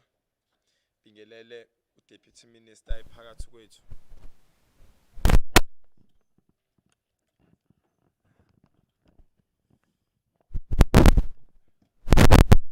Shithi ngimude kunaye Madlokovu. Yes. Bingelele uDeputy Minister uComrade Nomalungelo. Bingelele uPresident we-Chamber Comrade Thami Sithole. Bingelele leadership yonke yama-structures akhongolose ngabaphakathi kwethu. Bingelele ithimba laka DTIC elihamba no Deputy Minister as well as u-8 abakhona lana. Bingelele nethimba lasemhlathuze u-MM in absentia akade khuluma lana. Ngithi nje amandla awethu, amandla awethu. Forward with ANC victory, forward. Forward with ANC victory, forward. Unite business, unite. Comrades, ngizoba mfishane kakhulu. Mhlasimbe umuntu ngiyafisa DM ku report ukuthi udadewethu macelelana ukhulumile kakhulu ngo-Operation Vula. Ngiyangithande kakhulu mangabe kukhulunywa into sine evidence. A few weeks ago besilapha ehlanganana esikhaweni we were handing over a voucher from Operation Vula for 106 business people of this district, which therefore isho ukuthi ngempela kukhulunywa ngezinto ezikhona, and siyaba encourage abantu bakithi ukuthi mayiqhamuka le opportunity ngoba esisho uzoqhamuka bayisebenzise. Kodwa ke lento i-evidence esobala ukuthi lezi zinto ezikhulunywayo kakhulukazi go media kuthiwa ngazathi yabona sekuzwa fashionable DM ngazathi kuyaziwa nje kusemthethweni ukuthi maye politician kumele kushiwe noma yini kuwena. Kuthiwa yakwenziwa lutho. Lo government yakenzi lutho. There's nothing. Those are living people. Sahamba sobabona some of them besinge sikwazi ukubabona bonke. Lapha esikhaweni nontombazane, a young lady is producing amanzi alkaline water enhlobonhlobo. Salapha ne station ubaba uproduce toilet. there are a lot of people abalana esibabonayo basemalokishini basemakhaya who are benefiting from that, and siyafisa ukuthi bethi keep up the good work ukuze sizokwazi ukuthi abantu bakithi participate kwi-economy ye-country yabo. Izinto ezinjalo-ke ziyi-evidence ukuthi ayiyona iqiniso lento ukuthi ama-politician, the leadership is only available during elections. Yinto eshiwoyo nje abantu ngoba kahle kahle I don't remember mina where there was a time where I had time to just relax because there are no elections, then I must wake up on the eve of the elections. It's something that is being said, and unfortunately nathi asinayo confidence kahle yokuthi izinto ezingamanga kanjalo sizidispute. Sigcina sesiba apologetic, sesivuma ngisho izinto ezingekho kube ngathi zikhona, which is completely untrue. I know a program director ukuthi also my business abakithi ba operate under challenging circumstances, especially after the COVID that affected almost all sectors of business. Kwenza ukuthi ukuba usoma business kuwe into that is very challenging, and we've got the responsibility ukuthi si revive economy yethu as quickly as we can. That is why as a district we've got an economic recovery plan ye district yonke bawonke ama locals. We are working very hard ngoba uba mapholo bezinye izinto bezi unpack la. We are working very hard to ensure ukuthi economy yethu iyavuka ikwazi ukuthi abantu bakithi ba benefit kuyona basizakala, including nakho ukuthi si invest in infrastructure so that also a business ungathi usube frustrated ukuthi uqale business uthi usunalo busiba ne frustration ukuthi ero kuyona amanzi abuye ngaphumi. That is why we are actually planning Nomalungelo, the city of Nomalungelo, to invest massively into infrastructure amanzi so that si frustrate ezinye izinto, but ama services afana namanzi, because amanzi most of the time asicabanga thina singabantu nje masile kwaleke thobuka sicabanga thina amanzi nje okuphuza, and there's a lot of water in the industry that is needed. So asikwazi ke ukuthi masikhuluma ngamanzi ukuthi hayo kufanele kube nompompi abavule emakhaya. We must also think ukuthi if we say we want to go and attract investment, uzo attract kanjani invest for abantu ungenaba amanzi. So you must invest ngoba ayikho company ezorana without water. Hence we are doing that kakhulu njengamanje. We are establishing a district development agency, DM, ezosebenza kakhulu namadolobha ethu, because sifuna ukuthi development noku-attractwa kwe-business in the district kungabi concentrated in the city, because ukuba concentrated kwe-economy in the city kwenza ukuba ne-mass urbanization. Kusho ukuthi umuntu nje mayisenkandla noma esemlalazi mayefuna ukusebenza kumele azohlala esikhawini, aqashe esikhawini, asebenze eBay, because awukho umsebenzi ozowuthola enkandla. So we have to take a decision to say iziphi izinto esizenza ukuthi our small rural towns they also grow their economy zikwazi ukuthi zilekelele, and that DTA is going to focus solely on that. So I think our challenges is now to grow our economy. If we work together, I think introduction ye DTM model by the president is assista kakhulu, because yenza ukuthi ukusebenza kwethu kube collaborated, kube ne synergy between the national government, the provincial government, the local government, as well as the corporates. I'm happy ngoba upresident we-chamber umuntu esicommunicator naye kakhulu, because corporate has got a huge role to play in ensuring that noma iziphi izinto esifuna ukuzenza zigcina zenzekile. Uma ngabe sizoyishiya ngaphandle sizogcina singakwazi uthatha isikhathi eside kakhulu ukuthi sifike lapho esifuna ukufika khona. And we want to appreciate the role abayidlalile, especially during COVID, because COVID was something new and it became very difficult to govern under COVID. But corporate bakwazi ukuthi babambisane nathi kwanezinto abazicontributayo ukusi-assist ukuthi sikwazi ukuphusha umsebenzi. Their contributions these were coming from RBM and other entities akhona la ngaphakathi be-contribute abantu bekwazi uku-access amanzi under the circumstances ebesisho ukuthi there's a lot of pressure. So ke isho ukuthi ke these relationships must be strengthened so that sikwazi ukuthi i-district yethu siyithathe sibeke kwenye i-level, because we have that challenge ukuthi Richards Bay, noma this city, obviously it's a second to eThekwini in terms of a contribution in the province, but that must not make us to relax. Kube sengazathi into enjalo izenzakalele futhi izohlala injalo. As the current leadership, we've got a responsibility to propel our districts even further ukuze izokwazi ukuthi ithathe iye lapho esifuna khona. Lokho sikwenza for ukuthi the more our towns and cities grow, the more jobs they can produce. And the more jobs you produce in the district, the less social challenges you're going to have. because uzoba nabantu less that are roaming in the street. Hence, therefore, this is the rule lento esidinga sisonke. We higher education fanele nawo so take on board. Basic education so take on board. Zonke izinto esizenzayo so that they relate to what is it that is our vision as a district. Yilokho bengifisa ukuthi nje ngikuveze kakhulu ngisho ukuthi sisonke. And currently we do have challenges zama business forum in the district. You know, most of the times abantu will expect us ukuthi mhlasimbe abantu bama business forums as politicians will be irritated by them. Akufanele kube kanjalo. We understand sometimes because of ukubona mhlasimbe i-transformation ingahambi ngespeed esifisa ngaso, ubona sengazathi ugovernment nawo mhlawumbe urespond kwezinye zezinto. Kwenza abantu babe agitated. And because harsh economic realities abaqhamuka kuwona, trying to venture into economic activities uthola ukuthi akwenzeki. For the number of business forums, unfortunately sometimes kuyenze ukuthi kugcine sekunga approach sengenzeki kahle ngendlela esifisa ngayo. And I wish to appeal to also business aba progressive. Let us embrace abantu abakuma business forum and try to transform, share information and make them understand, because it is disturbing ukuthi uzo launch a project as umasipala and then you've got people who come with guns, irrespective of what could be the grievance, but such things must be avoided. Because this veza kabi nakwezinye izwe, because you must remember ukuthi le transformation esenzayo khona abantu babengayifuni from the onset, khona abantu who never believed in it. So if you so kwenza izinto ezinjalo zizivezela ukuthi abantu aba backward ecabangeni wabo bathi bokani ukuthi benzani. We told you bahoshelana ibhamu manje. So irrespective of what the grievances are, we are availing ourselves as leadership. Ngisho ngathiwa akuhlangane ngo-12 ebusuku.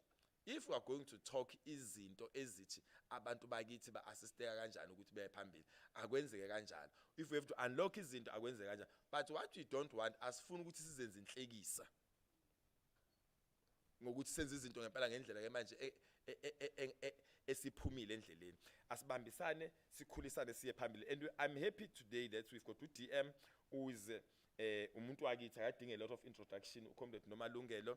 This is the deputy chairperson weparty, a member of the PC, a deputy minister, uleadile kuma structures amaningi eMusadladla. Namhlanje ke unathi uzobuyisela ekhaya ngoba ukhuliswe idladla. Uze lapha ke namhlanje uzoba nathi akhulume nathi as unpackele the programs that they are having as the department, which we embrace very much as a municipalities. Sifisa ukuthi sisebenzisane siye phambili. Asiphakame sonke samukele uDM. Ngiyabonga kakhulu.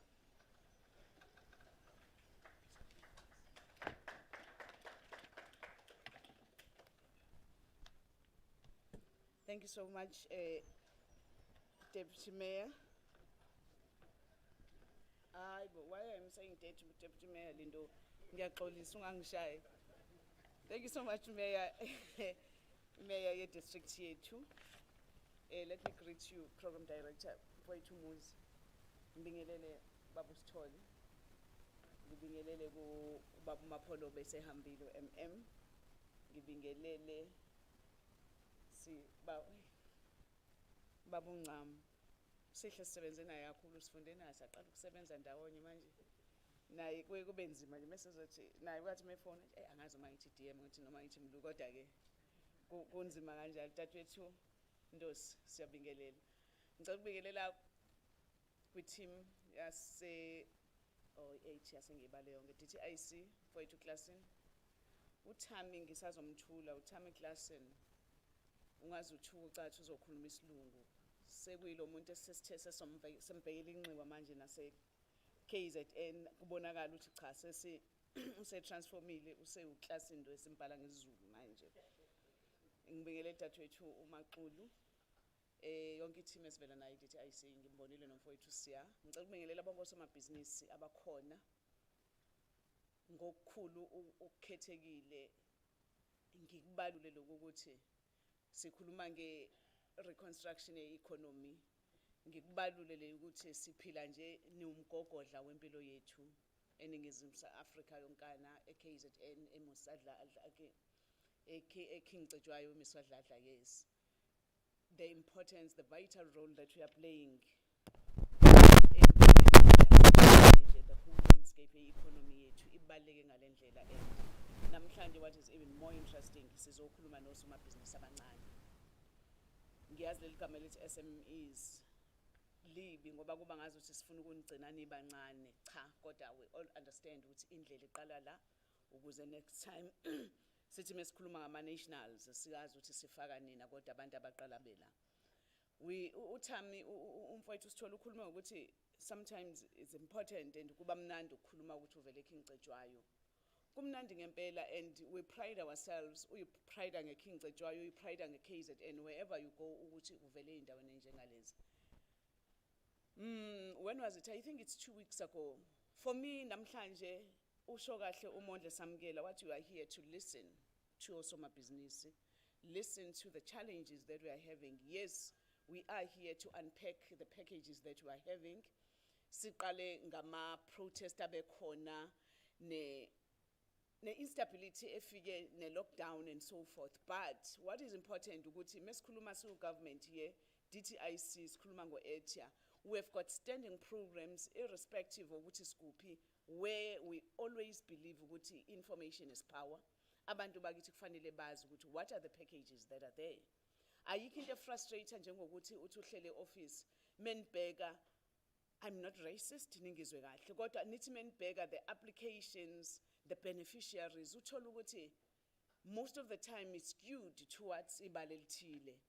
And if you inquire uzu inquirishe othami bazobayeza uzubuza uthi hayibo we can't be always funding abantu abebala elithile bapha abantu bakithi and you get a response yokuthi kuthiwe hayidima aba-apply.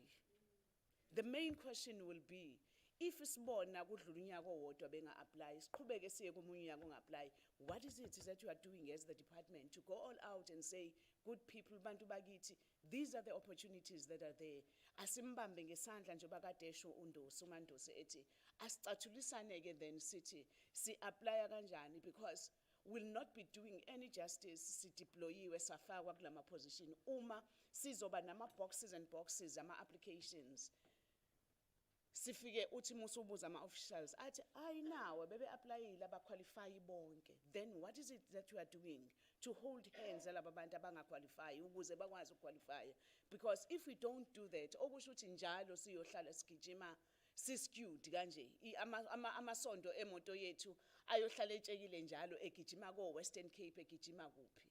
In our department DTIC again sithi nala somabhizinisi esizokhuluma ngabo namhlanje one of our ezinye zezinto esibhekeleni ukuthi sizenze ukuthi abathi sebeqalile bathuthuka siphinde we open up markets for them. Mesikhuluma ngento ye trade sibathatha kanjani sibayise nakwamanye amazwe uthola ukuthi we have got missions and missions ahambayo kwamanye amazwe sihamba nosomabhizinisi uthi uyabheka kuyo yonke delegation sasaze senza umthetho manje office ukuthi ake siyibone i-delegation menithi their missions aphumayo ukuthi bangaka abamnyama i-distribution yama-province imi kanjani bavela kanjani izinto zoma-rural areas, how are we balancing that ngoba uma singakakwenzi lokho we always sime nibona kumiwe kwi-podium sinike ngisho upresident ahambe ayopresenta into ethi eSouth Africa this is what you are doing kodwa uthola ukuthi itshekile ayikakafiki la isifuna ukuya khona.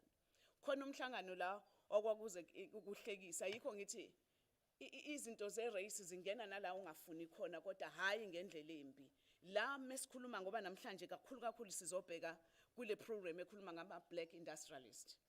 It's a pity ngoba once we say black industrialist mina ngomuntu omnyama nathi esibaningi la sizocabanga labo black abayithi kanti it's a very broad definition.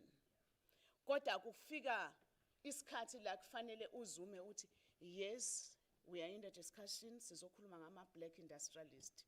Uzuqala ubuza umbuzo omubi uthi sengikhuluma ngo-black uthi mase kufanele uchaze ube namahlonzi yini u-black kodwa siyawazi ukuthi yini u-black uyayibona. So really this is where we need to begin. For me i-discussion yethu namhlanje ukuze ikwazi ukuthi sihambe sonke uthi ngisho simi kuphi uthi musuthi ake listini Mr. Klassen akungibonisa u-black kube lula siya ka-ETIA Ndosi ake sibuke u-black ngiyazile ngimzwile mekhuluma la ngathi ufuna ukuya kulowo mbuzo oba iyona into akayishongo-ke she's not a politician ngizokusholo-ke mina u-black ngesikhathi esethi sesifuna ukuthatha mhlambe sigijime sithi nangu 10 esunesayo sithi what is it that you do so that sizobuyela kuleya list emuva efrustrateayo ingane zakwethu ethi bapha abantu abamnyama. Asikwazi i-economy yethu yakheke engxenye thina sibenefite njengoba sesiyothenga senze yonke into. And i-discussion yesizoyenza namhlanje ezothi when we talk of abantu osomabhizinisi bethu abamnyama sikhuluma ngama-industrialist sizoqala kwi-manufacture sikhiqizani. Sifuna ukudlula namhlanje ngiyamuzwa ubaba uSithole kwi-chamber ukhuluma ngosomabhizinisi nabo i-frustration yabo njengathi sonke ithi awethu amabhizinisi kungabi bikho umkhiqizo kodwa athi umuntu ngiyadayisa ukuthathaphi in various sectors ngoba sizowabuka wonke ijeni lesoyihamba sithi emusadladla ekhingcetshwayo nanka osomabhizinisi nanka ama-sector esizokhuluma ngawo. It can be on cosmetic sector, it can be construction ngizwile ekhala ngayo. Ake simuve, we have got new sectors that are there. Let us think outside the box. Sithi sifuna ukumanufacture kuphi thina singenaphi. We have got all these big industries that are around. There's no LP gas around here. Sike siye yini lapha sithi liphi business esingaliqala. I'm happy ubaba uSithole uzongivumela. There is a very good product leya company eqalayo ethi abantu abasendaweni bazobeneficiate kanjani ekutheni nayi gas siye celebrate kuthiwa ngena ama-cylinder amakhulu sigcina kubuka ku-TV sithi ingene kwi-pot yethu then sithola thina nothing. Those are the areas esithi kulama business sithepha kanjani kulama sectors esingakangeni kuwona as black industrialist yini esingayenza ukuze sibenefite ezintweni enjengale. Sino aluminium Hillside banconywa noma ikuphi. Yes, we are benefiting ukuthi obaba abakhwenyana bethu izingane zethu sengiyajabula ke manje kade ngikhuluma kahle ngoba that is where we are coming from. Bekureka ukuthi uthole umuntu wesifazane lapha sebekhona ke manje nodadewethu namadodakazi kancane kancane we are getting in. But for me i-question ithi uma uyipride uthi ngiqhamuka eRichards Bay angingajabuleli ukuthi ngiqhamuka eRichards Bay la ngiqashwe khona. As usomabhizinisi wase-Richards Bay sibenefitani laphana? What are the programs abuyayo kuthina? Lo mbuzo once sahlala kanjalo again uyokwenza ukuthi nalama forums esikhuluma ngawo la abantu bakithi bagcina sebeyobanga u30% abangawusebenzele. Kuyokwenza ukuthi siwushintshe umqondo ukuthi akukho kuza kalula but ukuthi singena kanjani all the sectors. Undosi ukhulume ngosisi osemsinga clothing sector uyathunga uyakhiqiza. We are from the department together with ATA where we are busy with all the sectors akhona. It can be sugar sector, steel, furniture, clothing, cosmetics, what. We are busy coming up with master plans. The master plans that we're having wonke neyosomabhizinisi I employ you ukuthi njoba nihleli la I'm challenging you go ni download wonke ama-master plans asevunyiwe asesinawo manje because what you get in those master plans yinto ethi I will make an example. Angisale sengizi clothing master plan, clothing, textile, leather, footwear and what. Ithi leyo nto sinosomabhizinisi amakhulu iy'nkampani ey'nkulu. I will make an example uBhatha esiwusebenzisa zonke iy'nsuku iy'ngane zethu igijima ngey'cathulo zoBhatha every day. uBhatha mhlambe unama sites awu 3 eKZN khona ese-Escort khona eseThekwini angisazi enye kuphi. Umbuzo uthi kule master plan yaka clothing, textile, footwear, leather weBhatha sizokujabulela sizokuxhasa sohulumeni sizokuxhasa somnyango ka-DTIC sithi yes uqasha abantu uvula ama-opportunities siyakujabulela futhi lokho yikho sithi we need to be attractive to our investors. They are our investors. Kufanele senze lento isimo sibe conducive for them to continue ngoba bawavula amathuba omsebenzi. But ithi master plan yonke yalama sector engikhuluma ngawo ithi yes nasi sicathulo sosikhiqizile Asikufunanga ukuthi usuke le ezweni lekho uzo-invest eSouth Africa, uzo-invest eKwaZulu-Natal because iKwaZulu-Natal is more safer for you to invest. Esikufunayo kuwena ukuthi lesa skill usitransfera kanjani. We are looking at the whole value chain. Celebrate ukuthi butter usukhiphe lesi sicathulo. Sithi lesi sicathulo sithungwe ngokotini. Ukotini okhiqizwayo KwaZulu-Natal. Imaphi ama companies owasebenzisile. That's where you get in. Sithi kune leather la. Uyithathe phi ishukwe ngoba we don't expect you ukuthi uthi uyolanda ileather eshukwe eSwazini sifuyile KZN uyithathe phi siyibone icompany ngene. Yabona yonke leyo nto. The lady she was talking about esemsinga. Kumanje that lady wenze icompany yaqala incane but due to i-master plan esinayo yaka clothing and textile. Ufoshin uma uzoyothenga esitolo kunama garments and all those things. Kwi-master plan kuna wonke ama-province nawo wonke ama-role players alapho. Ithi wefoshin leya ngubo ethengiwe zonke leza ngubo yithungo ubani. We don't expect sibone inqola njengoba bekwenziwa eport kungene ama containers angene nendwangu etholakala eSouth Africa ingene nendwangu ebingathungwa eSouth Africa. Sibonile ukuthi iwe kanjani imboni yezokugqoka kumhla sivulele impahla ivela ngaphandle more especially go China ba under invoicer yafika yayikhila yayiqeda industry yethu yaka clothing. Right now sinento i-master plan where we are saying all these big players esinawo even the towel ulithathephi asazi ukuthi likhiqizwa eMnambithi siyolithatha khona amahotela sineyinkampani koMnambithi sicela nonke amahotela akucelwa it's not ukucela everyone has signed on that as to say what is the share that we give to our local manufacturers but the question is good people sithi sesikwenze konke lokho senihleli ke nabo okapteni bama industries amakhulu mase bethi abekho uveleke lapho ushut it down athi nje we are open abekho baphi.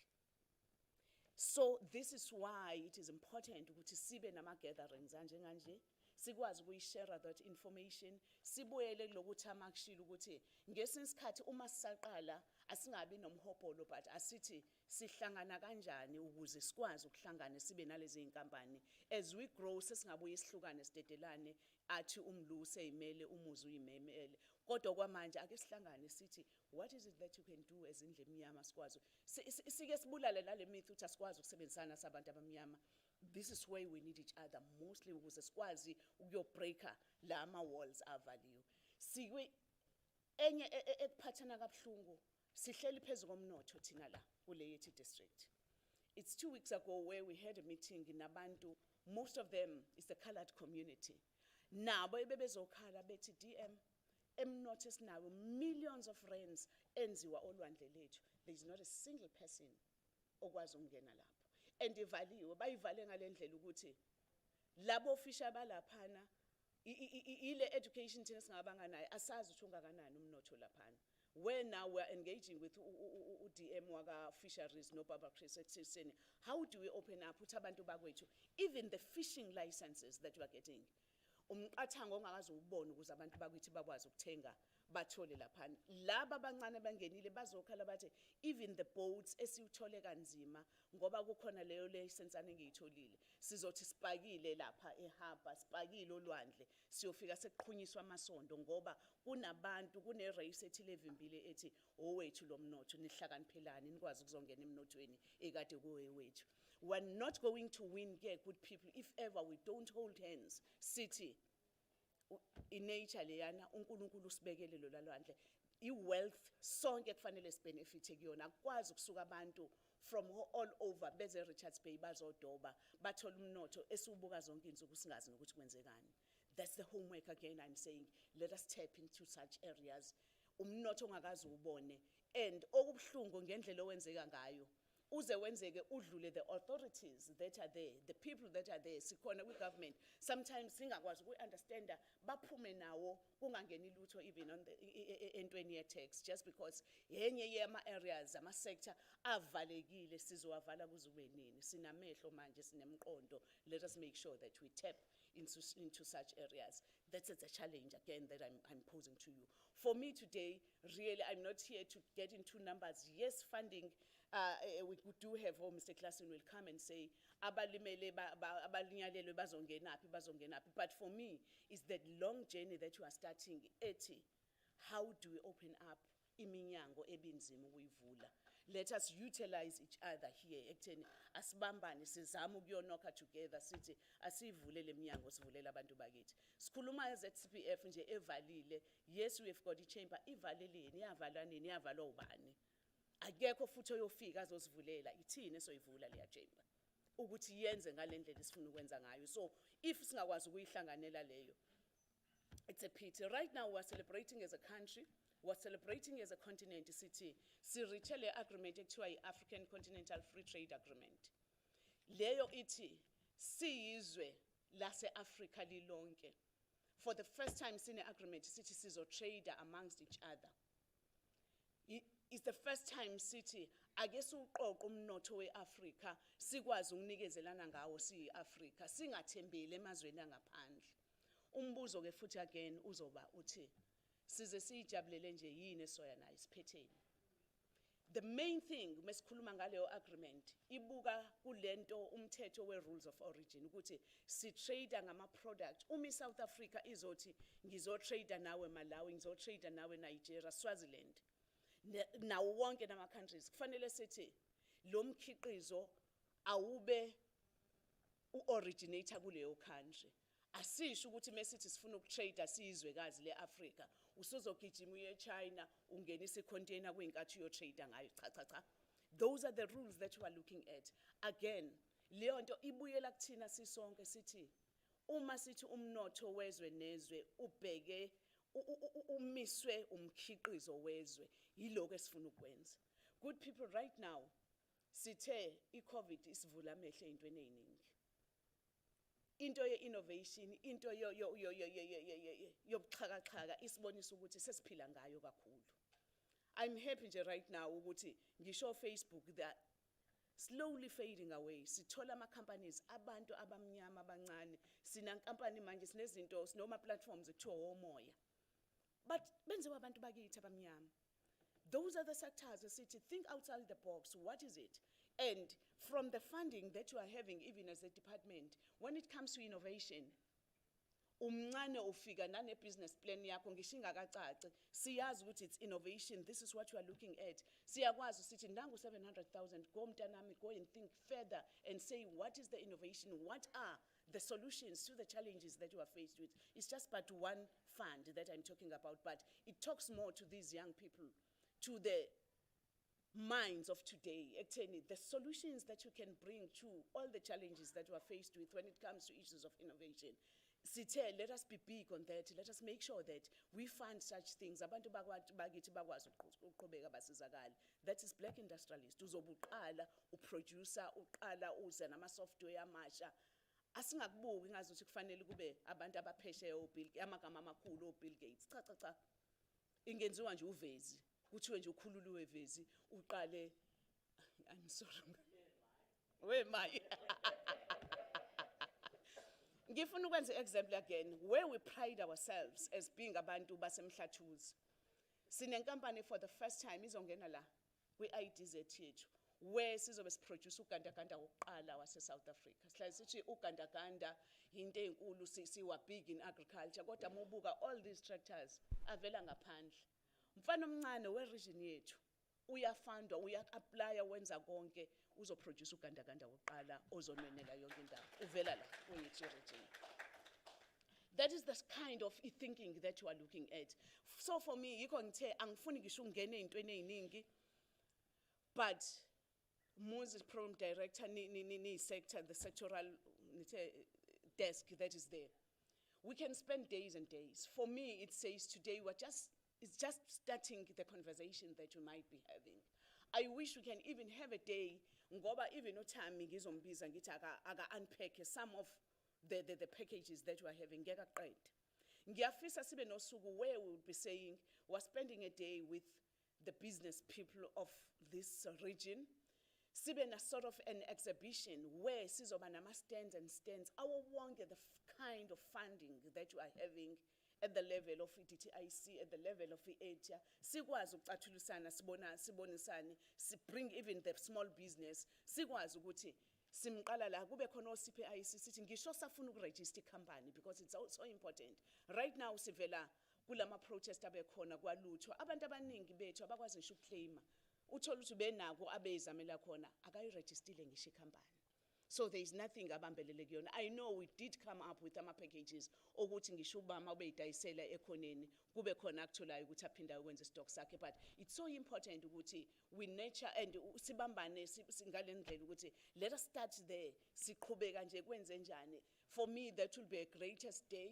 Sike saba nayo 3 weeks ago bese Northwest abantu are working now because it's just to open up abantu bazi ukuthi nalo sizo igovernment ezanalo. Right now I know sizoxoxa na funding nalaba balinyalelwe, even the bridging funds that we are going to be having uSastra siyazi ma companies angazi noma khona indawo bese qualifya nokuthi aclaim nabo Sastra sibona ukuthi ngendlela wonke umuntu nama insurance are overwhelmed ngayo njengamanje mhlamba akakhokheleki nangokusheshsha. What even are the bridging fund options that we are having, so that because at the end of the day into sifunayo ukuthi let us go back, let us bring the economy yethu to a good start, abantu bakwazi ukuqhubeka basebenze, but asicinile ngempela ukuthi sizosiza abalinyalelwe. I-main aim yethu la ukuthi sibambana kanjani sikhulisane sazi ukuthi sinamabhizinisi amile kuya phambili. Isitha-ke nganzakwethu engihlale phansi ngingakhulumise ngazo. Let us in all the way ake si-avoidwe ukuyuzwa sifrante. Idemon esibhekene nalo-ke lelo. Ifranting afike udadewethu afike umfowethu ezoyibeka i-business plan yakhe akhihliza amagwebu ngento ayifunde phansi mase nimquestion akazi ukuthi ibhizinisi lingani ngoba uthunywe uMr Sorenso. Kuyasibulala nganzakwethu. Whatever i-government is bringing up, it is izotakula umuntu omnyama. Ufike wena uzofranta uyazi ukuthi kuno Mr Sorenso ngemva kwakho. Nawe lo nembeza wakho you know very well. Ungeke uthole ngisho i-percentage engakanani wena kuleyo nto ezonikwa. Uyazi ukuthi uma nizofundwa ngalo 50 million wena uzogcina ubenefite u500,000 yonke ihambela. So where are we taking our country to? Ngesinye isikhathi ithina abantu abamnyama esikubulalayo lokho omncane uhulumeni wethu azothi ake sishintshe ukubukeka komnotho wethu, umuntu omnyama abaleke abe ipart yokushintsha umnotho wethu. Kodwa le demoni lokufranta, yes I always understand uma ezofika no 500,000 ngilambile uvela ubone ukuthi kuyiko konke, kodwa uzothi musuhleli nawe ngeke ubulala ubuthongo usuwazi seliqhubeka ibhizinisi lakhe lihamba wena wagcina ngo 500,000 wayofranta wabulala lo wamuntu omnyama obezokwazi kuyizamela wawinisa lo ukuthi wena ungatholi lutho. Ezinye zezinto ekufanele sibe politically conscious, sazi ukuthi what is it that we want for abantu bakithi, what is it that you want for yourself. Idemoni le fronting liyaqhubeka. Ngiyacela asicathulisane uhulumeni manje owethu abantu aba-understanda uyombamba umamcela udonsa uthi uyombamba umagina umhla umamcela nje usuthi awumtholi uhlangane nami Salam Center uthi hayi wanafika angisabathola angisazi ukuthi ubani. We are there for that ukuthi asicathulisane sikwazi ukulwa nalama demoni angaka esikhuluma ngawo. So ngizomcela uThami akhulume ngama packages that we are having. Ndibona nisizakalaphi kodwa njengoba ngisho kuko konke for me it's not about ama packages. Even black industrialist namhlanje on a single day like this, few hours like this, I know won't be doing justice just to unpack and take you through, but ngizocela really Comrade Muzi in the near future ayikho into yobamnandi nje ukuthi sesifikela a sector ethile isithi le sector we've got an interest here, let us address it sikwazi ukuthi siqedile ngalapha uyayibona kusenze ukuthi sihleleke siqhubeke kahle akube yijeni le esihambayo soma business bethu. But for me let us stop ukuthi sibe ama conveyor belt. Okwangempela ayikho into enzima ukuthi sihambe hayi mina ngidayisa into beyithathe la wayisa laphana sikhiqizane yini esinika i-name tag yethu ezabantu. Agriculture you are there, sikhona DTIC sizothi after senikhiqizile nahlangana no-agriculture, when it comes to the level of agro-processing, where are you, what is it that you do? I-DDM upresident wethu ukhulume kahle wathi ayikho i-level ka-government ezokwazi ukusebenza iyodwa kahle. That is why sazi ukuthi when we talk to i-language ka-DDM, i-district developmental model lesisebenza ngayo yile esihlanganisa nje basihlangene kanje esiyibongayo uMusadladla ukuthi kwenzile lokho. Umasipala la because from i-LED point wenzani umasipala ukhona u-provincial ukhona i-national sisebenze nosomabhizinisi sisebenze nama-chambers ethu, then we can be able to grow i-economy yethu siye phambili. So isona spirit lesi esizosikhulisa siye phambili ngoba ayikho level asisoze nami ngafika ngo-DTIC la sihamba nama-officials ethu sithi sikhona sokwenza without touch basing sikwazi ukuthi sisebenzisane siye phezulu. Nale yakhulume ngayo kumacele ye-threshold ye-black industrialist. Mhlamba ngichaze ngoba ngenze ukuthi khona la isale khona. Yes, it's something esisebenza kakhulu kuyona. Very soon sobe sesibuya ne-response ukuthi how are we bringing down i-threshold. I-threshold akhuluma ngayo ithi, I will make a very example. Small business will be there. Afande small business, osomabhizinisi abadinga ukufandwa, abadinga abanemqondo abafuna ukwakha ibhizinisi. Small business akuyona i-department enkulu incane, afande up to 5,000, I will say so. U-DTIC afike ne-program ka-black industrialist. Athi i-threshold yakhe ufuna umuntu ofuna usizo uqala ko-30 million yabo ngoba usoze useyayikhulisa ufuna ukukhulisa ibhizinisi lakhe elikhulu.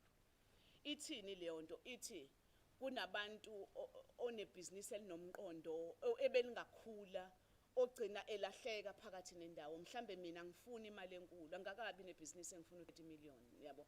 Mhlambe mina ngifuna 10. Uyaphi ofuna 10? Yes, bakhona o-KZN growth and what bayakhofanda nabo. Kodwa la esibheke khona la uhulumeni kulama departments uthothi kune-gap enkulu. That is why bekhala ama-province and uqinisile i-KZN is leading. Yes, bonke bayakhala, but i-KZN is leading. Ethi DTIC, can you look at the issue of your threshold? Sinabantu abaningi abagcine belahlekile bengakwazi ukusizakala ukuthi bangene kule program ye-black industrialist. So yeah, it's something that is being worked on with DDG. DG njengamanje it's working on those things. Very soon we will be making a pronouncement ukuthi threshold 8 how we're working on it so that more people can be covered bakwazi ukuthi ba benefit lapho. Ngeke ngithi kwaba yiphutha but kuthe ngokuhamba kwesikhathi kwabonakala ukuthi njengoba nisho nje there are so many people that are being left out and it's something that is being worked on. So sisebenzisana kakhulu siyazi ngiyazi ngasiqhubeka sihlale no-IDC, how do you get in there, go apply or NEF. Those are the opportunity engisho yoke Comrade Muzi ngithi I know we won't be able to exhaust all those things here today and now. Time will get in athi halamuzi asitshele nangama interventions even now abangaka claiming issue claimer, but we're looking forward to that day where siyobuya ke manje sesi unpacker sibe nosuku nalawo ma stalls. It makes it easier for people to have access to information bakwazi futhi ukuyokhuluma nabantu aba different from various sectors sikwazi ukufunda ngawo as the department. Thank you very much comrades. Ngifisela nje inqubekela phambili namabhizinisi enu, umnotho wethu sezandleni zenu, impilo zethu zisezandleni zenu. Thank you very much.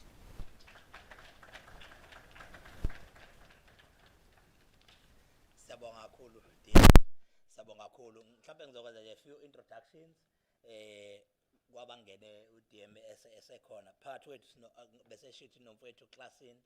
Mina ke fortunately Comrade Umlu uclassini ngamazi ungakabi kwi-department. Kumnandi kanjani sephethwe iboss umngani wami yazi. Hey ngizokukhama mfana wami. Khona kabalethe memorandum la ngoba khona uDM bathi kune memorandum abayilethayo. They are not happy with some of the things. Baholo ubuhle ngicela bengene. Ngicela siphakame nisime ngenyawo. To you asiphakame nisime ngenyawo uyazala uDM namhlanje. To you ngene lapha DM. Ngicela bemdose naye lapha. Happy birthday to you. Ngicela bemdose naye lapha. Birthday to you. Happy birthday to you. Happy birthday, dear Nina. Happy birthday. old are you now? How old are you now? How old are you now? Woza nga Buhle ne champagne. Buhle. Una. Woza nga ne champagne. How? Okay, noma uzoyenza ukhona lapho Buhle. Abantu abakhangeleke kuyonke Buhle nozinhle usiya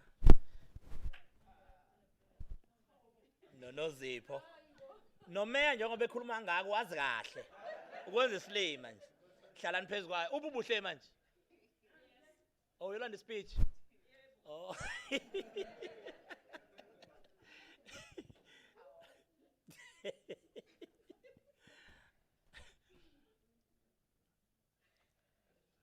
shaya Buhle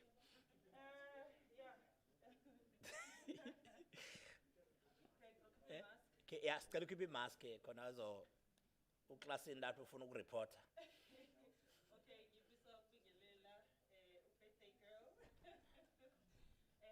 DMM sicela ukhiphe kancane imask uzoqhela Ubuhle ngoba bafuna ukukubona lapha ezithombeni ngiyazi laba abagadayo bafuna uyikhiphe yeah Okay, so Ngo uyablasha Nkosi yami ngo we just wanted to wish you happy birthday. Nokusikutshela siyakuthanda kakhulu. We appreciate the fact that you are here on your special day. Ubungasho uthi no, that Monday I'm busy. But you decided ukuthi ube nathi. It's because of the love that you have for abantu. That's sikurecognize thina. But also me myself and many other women here, we look up to you.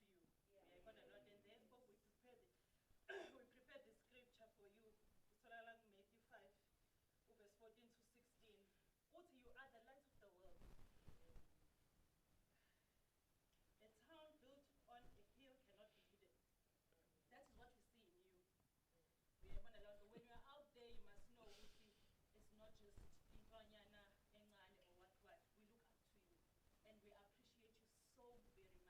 We love you so much. Siyabonga ukuthi you decided to spend this day with us. Sifisela i-birthday enhle emnandi ukhule uze ukhokhobe yeah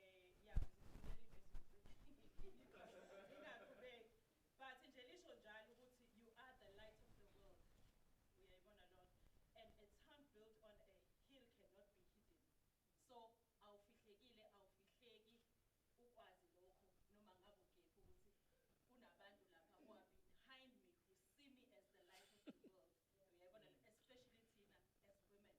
Uyayibona lo nto, we know ukuthi awubekwanga lapha nje njengomuntu wesifazane. Because of the things that you've went through within our region, the challenges the challenges of our experience, but you did not give up. Uyayibona lo nto, so nathi siba nalokho ukuthi uyazi ukuthi noma ngabe sibhekana nathi siyazi ukuthi opportunity push namba nje osore so nampo osore so. Uyayibona lo nto, so we really appreciate you. Happy birthday. oh happy birthday ngicabanga ukuthi I don't know mhlawumbe senokuleni champagne hayi ngicela nibuye nisiqhubeke ibhizinisi thank you so much ngiyazi ukuthi noThami uzoshiya ngekudala no babumeya ngizocela nje ukuthi nizoma seniphuma and I assure you ladies and gentlemen ngoba ikhekhe selihleli kanje ngeke seside umlungu la kaseyona ingane ikhekhe masehleli isikhathi side kanje lizoze libihlike yabona ngiyangizwa ngithi all right there are few introductions ezocela ukwenza bese ngibiza umfowethu uSihle Nqamu kunabafowethu abasijoyinile la uklasini njengoba besebeshilo ngangimchithana noma sinaye le ngithi hey wena lo ngithi iklasini bozocanthi ikorekwele le kanti umuntu nje kahle siyabonga kakhulu ukuthi umfowethu usijoyinile u-chief director kwaphinde kwaba nomfowethu uSifiso Mdakane chief director as well kwa public works siyabonga kakhulu mfowethu ukuthi kanye nathi mfowethu Mdakane bese kuba nomfowethu uVusi okwa Nedbank phakama Vusi ngicela unenkinga amadolo ngiqanise right manje umfowethu lo usuka from Joburg use Nedbank uyi-executive yaka property so udela nama properties kakhulu hayi ukuthi ke senzohamba ngifuna ama loan akanikezana ama loan la ukuboleka imali okwenza imisebenzi cha ama properties umfowethu uvusa ingcobo DMM siyakuthanda kakhulu DM change yabone so ifihli ibe induku emcubeni siyabonga kakhulu bonke aba-organize buhle ezinhle naso lesonakala ese-office lakho unozipho ubazi kahle nje ubona behle benyuka nje nosi ya inkulu into abebeyazi ukuthi kwenzakalana uyakuqephuza nje labayazi bona nje lo sakubamba washampukana ngicela ke kubaxolisela umeya no Thami bazophuma manje so what we'll do ngizocela iDMM uDM abuye akuvela uhlale ngale ngoba sebezoza ama-presentation naba bamundla ngicela ungikhaphele uThami ezephuma akwazi nje phela upresident aphume nje yedwa nje ukhona mondla ake niphume nje naye umnikele yamyalezo bengikutshele yona ukuthi asizokwazi ukumbona manje ngiyacela babiyele ngale bese yeza mfethu sihle ncama sithi uhamba sisheshe ngoba ikhekhe liyabihlika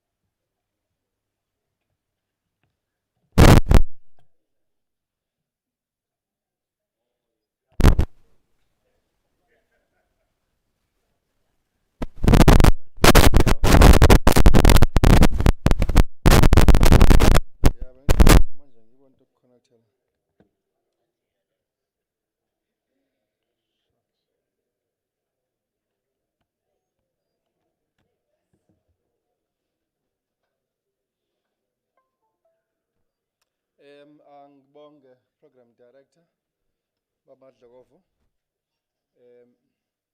ngibingelele ke kubabumeya saphumile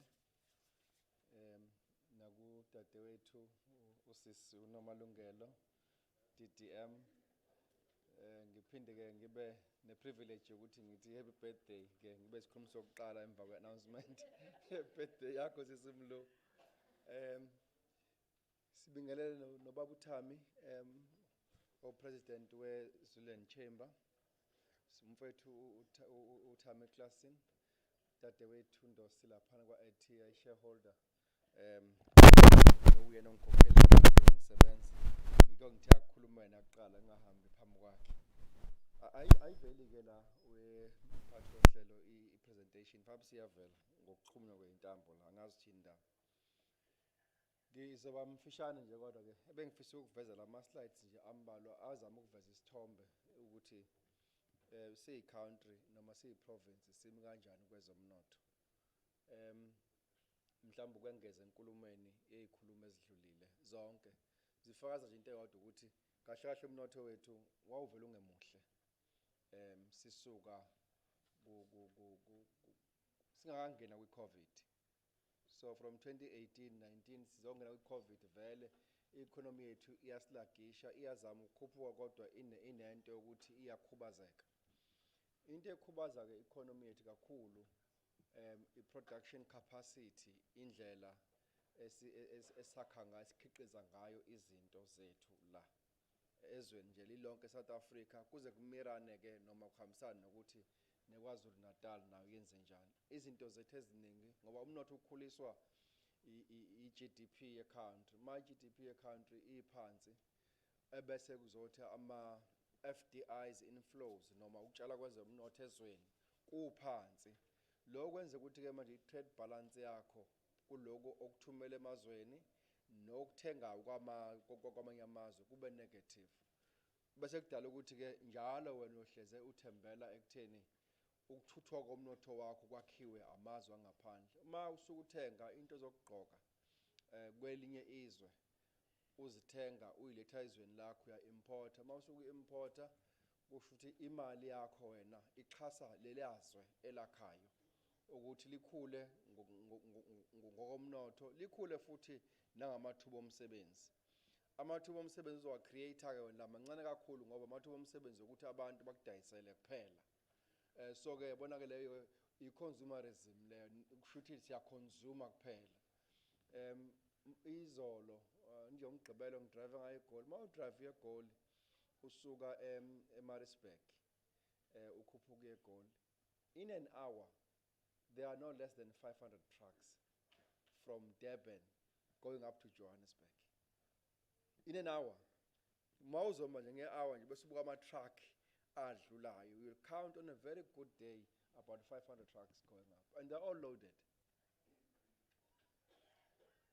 So kusho ukuthi ikhona i-movement yezinto, but now uma usuyibuka lezi zinto lezi ukuthi mangake ehlayo elayishile ukuthi-ke siya-exporta-ke ngoba njengoba ekhuphuka lama-truck lawo asuke hapa abheke inland ahambisa iy'mpahla.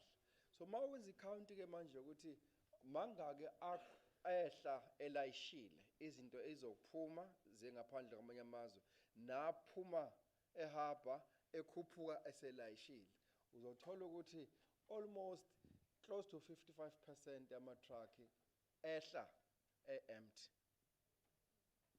azolanda ebese ekhuphuka kusho ukuthi-ke siya-importa kakhulu.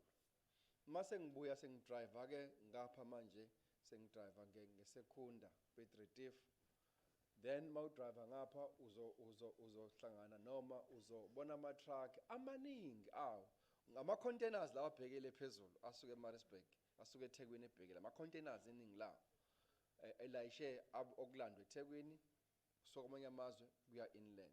Uma usuqhamuka ngapha-ke manje ngePiet usuzobona ama-truck ehlayo alayishile. So ngapha ngithe ehlayo empty kakhulu akhuphuka yalesha ama-containers. Uma uqhamuka ngapha ngePiet Emelo wehla njalo uzokophongolo ehlayo ama-truck alayishile kodwa alayishe nje alayisha ama-product amabili noma amathathu. Ilahle, zingodo negranite. 3. Mhlamba awu-4 to 5 ama-trucks uzowatholela la matshe amakhulu ama-granite. Ayahamba lawo matshe ayaphesheya. Then ama-trucks majority amalahle, majority zingodo. Now-ke mawuke usubuka isithombe-ke esakhekayo ngokubuka nje leyo movement ye-logistics as a sector usuyabona ukuthi-ke nesiku-exportayo esikusa kwamanye amazwe nakho futhi sihambisa ku-raw singakuprocessile singazange sikwenze ukuthi kube yinto eqale yakho amathuba omsebenzi la. Sihambisa igranite njengaleso buya siyithenge isi-nice and well and polished. Sihambise ingodo zephesheya sibuye sithenga seziyifurniture enhle. Sihambisa amalahle futhi phesheya njengoba enjalo. So kubalekile ukuthi-ke mhlambe nayo futhi i-COVID isifundisile ukuthi kubalekile ukuthi umnotho wethu siwukhulise ngaphakathi. iChina mawuyibhekile into eyenzile ithe mayisisatshwa kakhulu njengesikhondla sezomnotho isi-challenger o-US ya-challenger o-UK immediately ya-overtake number 1 global. America isithi-ke sesiyavala yafaka ama-restrictions ezintweni ezi-importwayo, yafaka ama-restrictions even kuma-borders isivalela umnotho wayo manje ngaphakathi. Umnotho wayo ungaphazamiseki yimnotho esuka ngaphandle nama-product asuka ngaphandle kwamanye amazwe ukuze bakhande i-manufacturing base yabo ngaphakathi, basolidify i-manufacturing base yabo ngaphakathi. Izwe lethu DDM lisavuleleke kakhulu ekutheni siyamukele yonke into engenayo njengento ofuna siyisebenzise. Kubalulekile kube khona izinto esiyi-protector ezingama-imports, si-protect amanye ama-product angaphakathi esithi i-product 1, 2, 3 aka-import. Uma-importwa ama-tariffs akhona ebe as high as ukuthi umuntu athi ngeke ngiyise i-product yami eSouth Africa ngoba ukuyi-importa iyakhona kubiza kakhulu. Kodwa njengamanje nje masisebenza ney'nkampani eziningi, I mean even inkampani efana no-Bell Equipment la izokutshela ukuthi i-Thai importer wabo i-Thai bebelisusa i-Germany beliletha lapha, maliza lapha i-Thai kungcono ukuthi bayokwakha umshini wonke eGermany. Kuyabiza ukubona ukuthi balethele lithaya. Ukuze lithaya balidinga. Kungcono kube khona manufacturing base kwabayazi umlando kampani uvele equipment. Uqale kunama-distribution centers e-Europe. Kodwa manje manufacturing bases e-Europe because it's cheaper to manufacture them than actually manufacturing here. So zikhona ke izinto ey'thinta i-policy at white. Bese kuba khona izinto ezithintayo futhi nathi siyiphansi ekutheni emerging sectors njengamanje into efana ne-technology, pharmaceutical, sinama-enquiries amaningi asuke e-India manje. I-India isibona njenge-market enkulu kwi-pharmaceutical, and we'll be surprised ukuthi babuka nje not across the spectrum of ama-illnesses, babuka nje i-TB kuphela ukuthi if we can be suppliers South Africa kwi-medication ye-TB kuphela, we can come up with a number of industries for them and even supply them medication TB much more, almost 10 times cheaper than what we are getting. Now, our countries are they've already manufactured the base where they are. Now they want to come here to actually establish themselves in that. And the issue we're going to get, what will be our participation in the sector? The renewable sector. Njengoba umamgene khulumile LPG gas that is coming here. What is going to be our role in terms of if our value chains there? Nama industries are local. Now, now or RPM or Exaro to say, sifuna a meaningful participation manje yama black industrialists, even ama SMMEs. Kudala ukuthi mawuthola i-catering inkampani noma wathola i-cleaning services, wathola i-garden landscaping services, umsebenzi-ke loyo ungenile. No, now sifuna la kwi-production line ukuthi kube amabhizinisi abantu abamnyama angena kwi-core business or core function yebhizinisi kungena abantu abamnyama. So there's still a long way in terms of how do we upscale ourselves, but also ensure that we are able to take up those opportunities. This is a start, but we'd also like to engage more because we do support as a trade investment KwaZulu-Natal in terms of project packaging. To package a project that will eventually give a product of the market. So we work with our project promoters, like I've got an idea and a concept of manufacturing a particular product, but I don't have a sense of the market size of this product and the technical side of it. All what I know is that this product is needed, but at the extent of need, I understand. So we help you to then say, if a product yako we cell phone, we analyze the product. Who are your competitors? Is it really needed? And what kind of cell phone is needed these days? And where can you sell it? And what is the latest technology? Then we are able to tell you that actually what we have identified as a need is not a need. This product is everywhere, and you can't even start entering a market. Or else we say, this is the niche market of your particular idea. So we help you to package, and then thereafter we take you to the process of even getting finance for the product. Working with our partners, Nabo Growth Fund, NEF, ITC, and so on, to finance those initiatives. So it will be good that when we meet, perhaps on that particular day, we're able to unpack our role in terms of project packaging, but also we play a role for those that are already in a business. Laba sebe ne business, nama product haba now in terms of introducing you to markets, export markets. Firstly in Africa, and then to other markets that you can think of. We use different tools to gauge a product yako, where is it best, where can it be best marketed.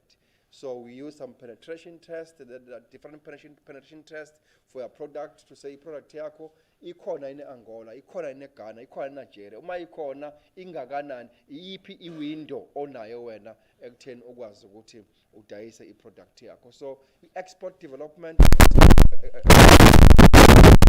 another function that we do to support the existing businesses to be able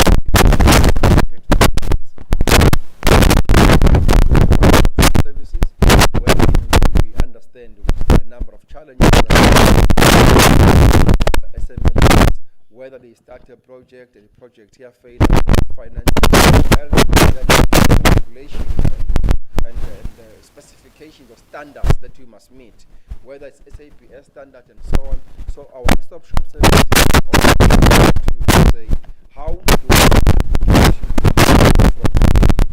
supply and start manufacturing and become a player.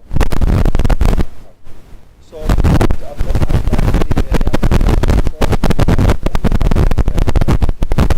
through the export promotion, but also have identified project packaging as one of the services that we are able to provide. But then we also provide some intelligence information around a particular sector, around a particular market, around a particular product, wherein you come to take KZN and say, I would want to explore into clothing and textile, but I want to only focus mhlawumbe ezimpahleni zokujima and try and supply about Mr. Price with that. So can you analyze this particular product for me so that then I understand it better and see if there is value in the future and how's it trending in the future? So we do have that capability of assisting you with some intelligence business information that can enhance and support you in terms of your businesses. So one is looking forward to further engagements. I'm being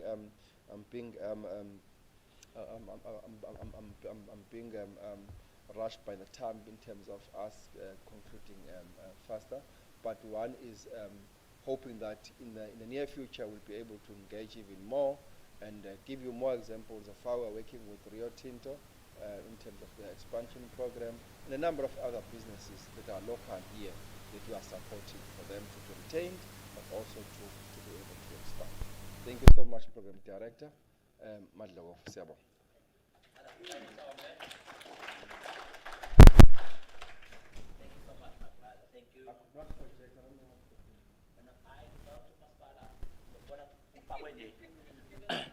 uMasipala ngiyacanga ukuthi kune budget problem. Ngibone nelokhuzana nala sibambe kahle nje ngeSalutape. Sabonga kakhulu my brother. Kuno lost and found, a very beautiful phone. Angaze kabani. Eyakho Sihle? Cishe ngayalana nje makutshukutshwini bangishintshelana kwaye Thanks. Siyabonga kakhulu. We are going for a last presentation. Mr. Klassen asinikeza ukuthi njengoba ehamba no DM nje phethe nesandleni. Woza my brother. Busosho sibuyela nini MC?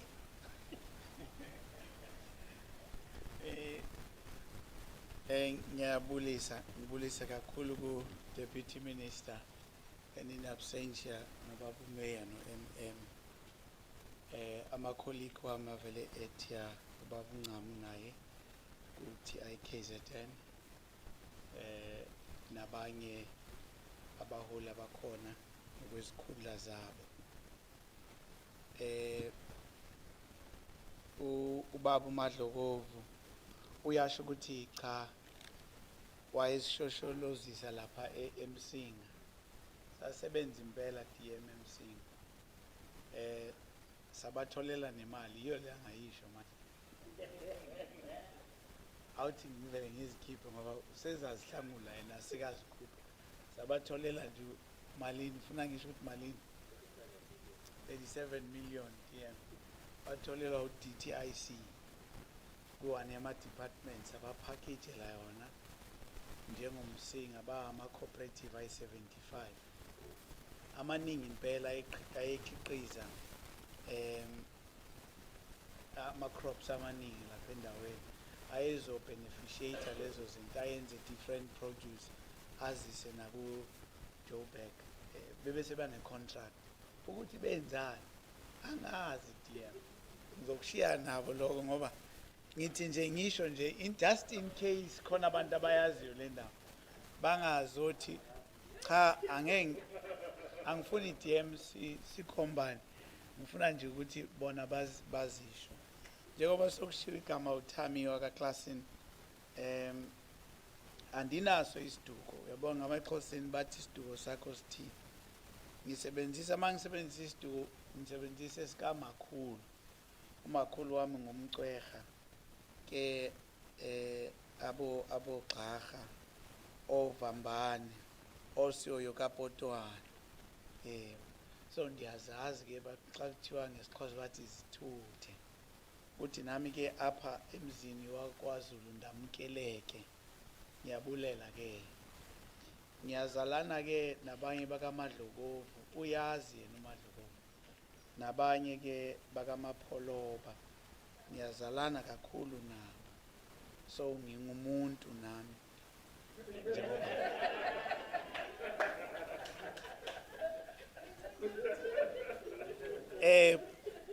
baba Ncama ngithi ndenzekela ukuthi ngamkele ngiyabo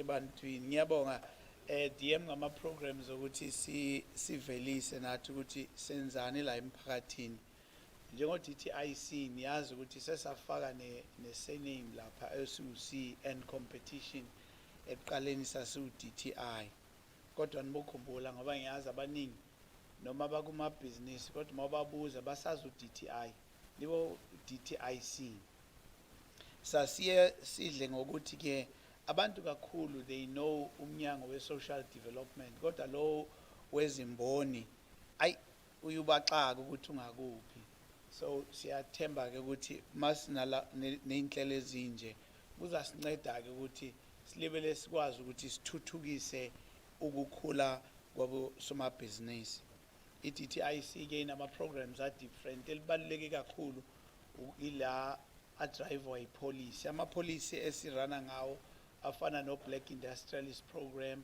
enye Triple BEE size nakule ye Regional Industrial Development Policy Special Economic Zones Policy as well ngisebenzise ngiyazwakala ngiyabonga ke bengithi DM nami singagraduate ngiyakwazi ukusebenzisa le voice yawo shop steward kodwa kubonakala ngathi ngiyafail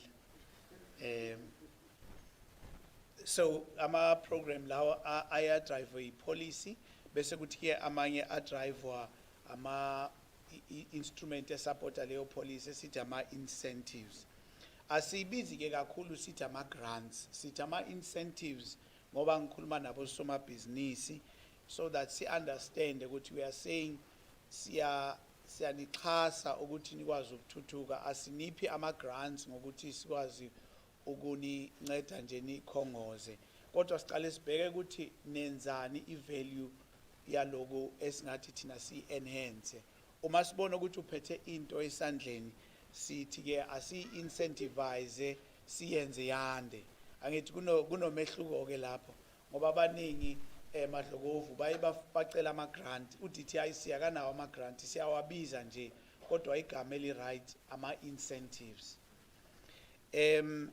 ngithe aranwa ama program ayi2 nje largely ipolicy eyenza imithetho yokuthi sikhula kanjani senzani kuphi na kanjani and then le enye yokuthi sibone ukuthi wenzani bese sikunikeza uxhaso ngama incentives nikubambe lokho ngoba throughout whether senza i-black industrialist in a program ye policy bese ine incentive la kulama program ama policy there are many things that we have discovered ukuthi okunye akuhambi ngendlela uDM ke wabamba wakusho kahle lokho kunye fila khona njengomeni kodwa ngithanda nokusho ke DM ngithi nakubo osomabhizinisi akuza kwethu laba bakhona nabo basiletha down because we have developed those policies but aninikezi ifeedback yoku-improve lawo ma-policies ama-policies awekho stagnant siwayenze ngoba sithola i-feedback manje i-South African security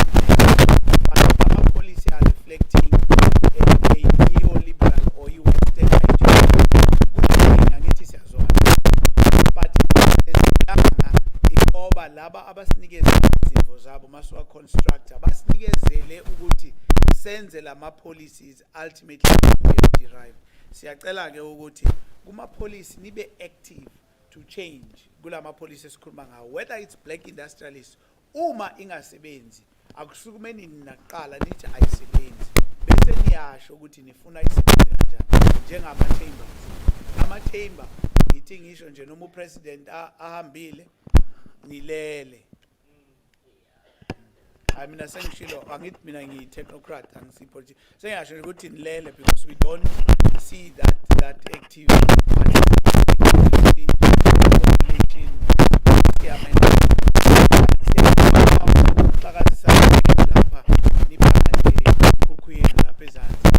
the main thing you are avoiding ama-value chains.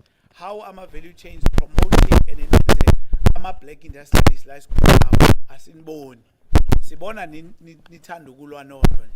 So that's our observation. Athi nama-applications noma enza ku-DTIC hayi ngicela ukuthi amanye angenzekile. Angithi that's why ngiyini asekeleni le yama-grants uma ama-police angasebenzi asenzeni ukuthi asebenze. Silana partly uku-addressa nalento esithi township economy. Ayikho eSouth Africa into okuthiwa i-township economy. Angithi siyazwana. Amabani ngizwe nizophika. Abaningi nirana amabhizinisi lapha e-education. Nithenga izinto le town nizozithengisa la e-location nizibuyise nithatha imali yenu futhi niyise le. Uma kunama-grant angenayo ekuhlaleni u-government afaka u-30 million, I can guarantee you ukuthi on the first day ungena lama-grants ogogo ney'ngane imali le yeqolo iphuma u-90% wayo uphuma same day. Uthathwa opatele nobani bani. Angithi bona bahlakaniphile bayakwazi ukunifaka lama-truck bafike nilayishe nihambe. Oh hayi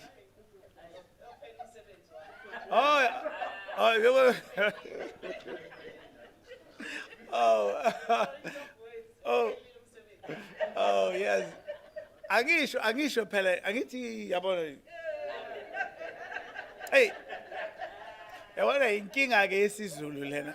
Ngoba ngabe ngizikhulumele isilungu sakithi Africans ngaba ngifikanga lana. So ngisuke ngathi nami ngizifaka. So asikeni ke ukuthi bayangena ke sibabiza ngamanye amagama thina. Bayangena le yabo. Injalo nje iphethini singabanikeza amagaya aba different kodwa iyenzeka kanjalo. Abogogo nani ngendaba zama stockpiles kuhlanganiswa imali unyaka wonke kubhadalwa izitembu kuthenga izitembu lapha khona kubo labantu bengikhuluma ngabo bese futhi beza nama-truck bathengisa iy'mbuzi bathengisa ama-boxi banikeza ama-veg bawa-deliver lapha ekuhlaleni ema-location. Abantu abanayo i-economy yasema-location. Angithi yazwana siya-consumer ushilo babuncama iya-consume kakhulu elokishini. So manje sicela ukuthi sike sakhe umnotho wama-township esithi phecelezi township economy or i-industrial economy. Angithi i-rural industrial economy. Asiyenzeni ke kuloku esikubonile kwe-looting lokho kwenzakele la e-KZN nase-Gauteng. I-DTIC elidwa uye ubaba Ibrahim Patel nomama Nomalungelo Gina nobaba ufikile Majola baye basihlanganisa ukuthi sithole icebo lokusiza labo abanakelelwe khona. Ngiyazi ke nibonile kwezinye indawo sibele sihamba komasipala sihamba nayo uDM sizama ukubonisa abantu sibacela ukuthi maba-apply bokuno 3.75 billion owanikezelwa u-DTI waba no 2 billion u-IDC 1.5 billion u-NEF waba no 250 million nabo ababenikele ukuthi kuxhaswe ukuthuthukisa nokubuyisa futhi wona lamabhizinisi esikhuluma ngawo ayemoshakalelwa lapha ekuhlaleni ngey'ndawo. Siyakwazi ke into esiyibizayo thina ke le term ngitholela e-KZN bathi u-Red July already July kwamosheka kakhulu impela kodwa ke ikhona into government ayilethile ke wathi let us fix all these things that have been destroyed industries ama value chain. We have so far then tried to put together programs that will help abantu, whether we informal traders, whether we formal, whether you are registered or unregistered, and whether you are insured or not insured. We have tried to come up together, to work together as different departments, Department of Labor, uza ne-UIF yakhe for laba sebenzi who are affected. If nabasebenzi who were affected by e-looting, they are able to, you should come in there as well and be helped if you've got those workers that are registered. If, for an example, you were insured, USASRIA is able to help you up to the envelope which you were insured for. Ngenze example futhi uIthala ningayeke kuThala ngoba nginenzele example. Let's say uIthala had the envelope ye insurance yakhe ama property wakhe ay 3 million, that is envelope yakhe iu 3 million. Uma bayenza ama assessment bathola ukuthi ye mhlambe i-damage in total iu 3 million, is 300 million, yonke i-envelope yabo iyahamba. I-difference mangabe umonakalo more than 300 million, u-DTIC uyayicover. Sine program esifakile sayibiza i-critical infrastructure recovery program. That program ke i-assista ukuvuselela lawo ma-infrastructure ukuthi sikwazi ukubuyisa abantu ke emsebenzini. Kuloko ke sincedile abantu basemadadeni, abantu basesithebe nakuwo ama-malls that have been affected ke iy'toro ngema-infrastructure wawo ngokuhlukana kwawo ke. U-IDC yena unikeza partly grant, that is partly i-grant, uyayi converter i-loan yakhe uma ubuyibhadala consistently wa-returna nama-jobs over a year, uyakwazi ukuconsidera ukuthi maybe 30% of it uzayenza i-convert ibe i-grant at the end of a period le yena ayibekile. And i-loan yakhona ayina interest etheni, both yena no NEF nayo nayo uyakwazi ukunikezela up to 10 million rands izincephezelo laba abamoshakelelwe.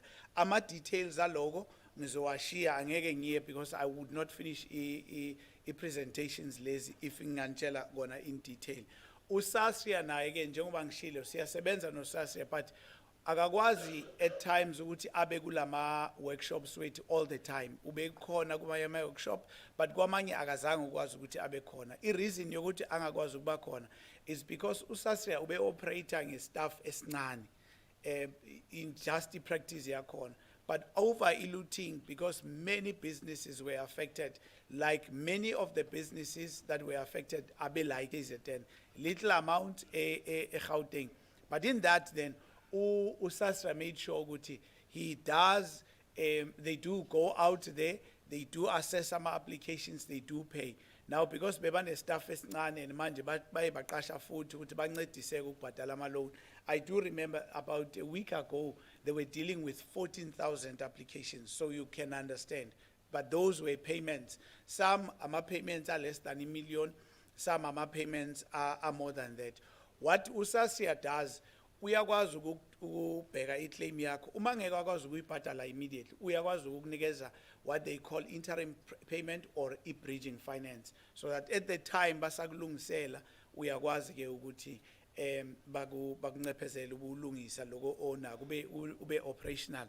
Abantu ke ababekusebenzela uma ngabe benibaqashile bayakwazi ke ukuthi mabahambe bayoclaima. It's still open until I think the 15th or so of December leye UIF.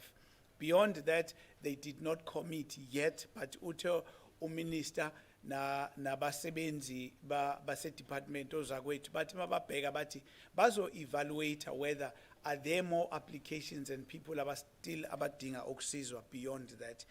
Abanye sebenzisana nabo ke bokuyi small business basebenzisana nabo ubaba uNcamu on the offerings for ama informal businesses. Akazange ke asho bane MOU I think abayisayinile ke u-IDC wanikezela enye imali kubo, so that through that there can be partnership.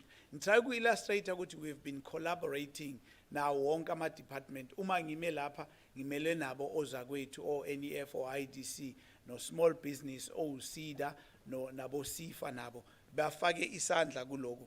Banikezile, unfortunately ke ezabo scheme have had to be closed at a certain time because imali abanayo enkulu ukuyaphi. Bebebhadala ama-informal businesses up to 3,500. Kodwa ke u-TIKZN uye wafaka isandla ke naye wathi uzazama ukuthi leyo mali leyo ikhuliswe. So labo abebe affected as informal businesses, I'm sure they have been helped. All they need to do is to prove that they have been registered nama chambers nabo masipala ngendlela ezihlukene ukuthi bazokwazi ke ukuncedeka nabo. Kokunye ke engithi mangikuveze ukuthi sithe njengoba ngishilo ngithi kunama different sectors which were affected. Largely ama sectors which were affected kakhulu ilezinto bekuyi sector ye manufacturing, ilandele yiyo ye retail, kuye kwehle ne services kanjalo ne financing, affected by the looting, past looting. But that has shown us ukuthi how fragile economy yethu ingakhona and the non-existence ye economy yase township. I township mostly basafara kakhulu because abantu basema drobheni abazange basafara kakhulu, angithi siyakwazi lokho. But abantu abasafara kakhulu who got the backlash of what happened ngoJuly ilabantu bebehlala ku township, zonke izitoro zavaleka, ama ATM abasenawo, etc. Kodwa labantu abahlala emadrobheni bona izinto somehow they were protected. Bebethi ke I think weeks before that or months before that abantu baseSoweto bathi bona bazothatha that struggle bayosibeka le esentini ngoba bakhathele ukuthi kumoshwe ema township. Faneke kuyiwe esentini abantu maba protest, angithi siyazwana. Ngoba izingxaki administration ikuphi isesentini nakuphi basho njalo akushongo mina yabo. Bathi bakhathele and bebaqala sebaya khona le ngabe bane protest bathi kufanele kuyekwe ukumosha izinto zaselokishini. Ngitry ukuthi sibonile ukuthi amabhizinisi amoshakelelo asawo ebelungu kuphela, awabantu amaningi amoshakelelo. Asinganikeza stats but it is shocking. We dealing there was a guy was an Edendale la sometimes wangibiza ngesizulu ngithi kusedindela ngezwe basho njalo tiya. Hayi ma kusedindela tiya. Ayisedindela. Hayi nisho niyathanda ezidindela unozuyaphi. Okay. Kodwa ke yazi it was said ukubona one entrepreneur why investile maybe close to about 7 million different, and I think he had about 2 of his shops inside the mall and 1 outside. That guy why said he close to nervous breakdown. So we had to do counseling. Tina banye kuye ngokukhuluma nje I tried to bring the guy, but it's just one case. I'm told also of one father who would go to his shop every day, nondodana wakhe bayobheka le store because it was totally ravaged, kungasena lutho.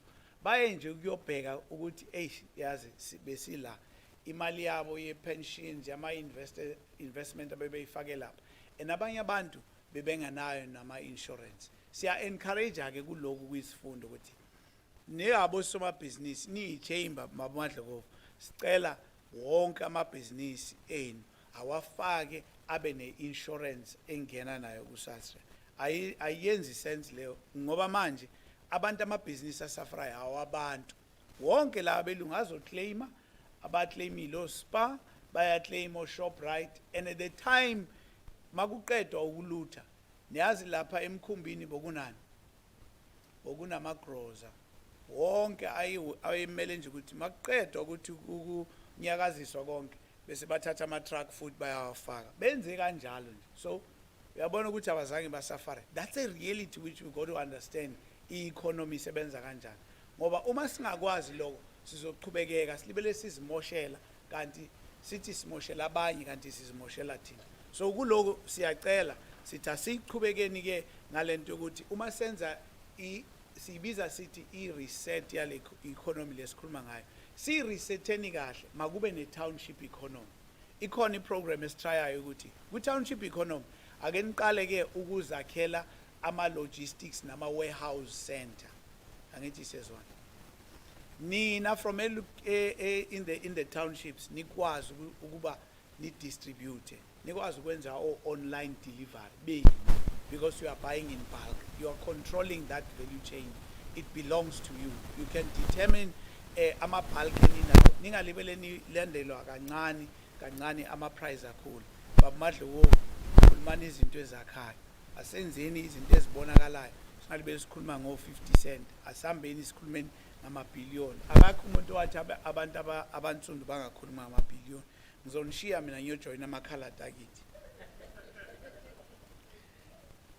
sengenzeni so u-DTI siyanceda kakhulu ke kokunye I think ubaba uNcama uke wathatha ku-Richards Bay le sithi SEZ sometimes i-brand name yayo i-Richards Bay IDZ ngithi siyanceda kakhulu akhona ke amakhampani lapha esiwancedayo nge-infrastructure sinikezele kakhulu ama-million amaningi lapha mhlambe mangizosho nje ama-jobs azoba created lapha maningi kakhulu angeke ngikwazi imethi yami ayingivumeli ukuthi ngwahlanganisa abawahlanganisayo ngamanje 501.3 about 2,000 plus jobs that are going to be created by the different industries that we have supported. These projects are during construction. We've been able to give like anybody EMV nanomaterials, sibanikezile nabo funding for infrastructure development, nabanye abenyanza light metals sabanikeza nabo from that pocket of money approved about 119 million rands. Banenge futhi ye 12I ema tax incentive approve yona which is about 910 million. That is offset investment yabo lo 910 million so that they don't have to pay it back. Tina sibona njenge incentive towards that. Bakhola no Wilma naye unikezelwe imali ye feasibility to complete, that is a construction of the plant leazoyenza. But naye currently uyaka nabo they've been given about 12I to a tune of about 905 million. Hiyo le ngithi offset its tax rebates that they will get. Laba ke kulowe we nanomaterials bona bathole no 9.8 million rands from SEZ. By black industrialists bathole no 50 million. These are some of the things that we have done for region here.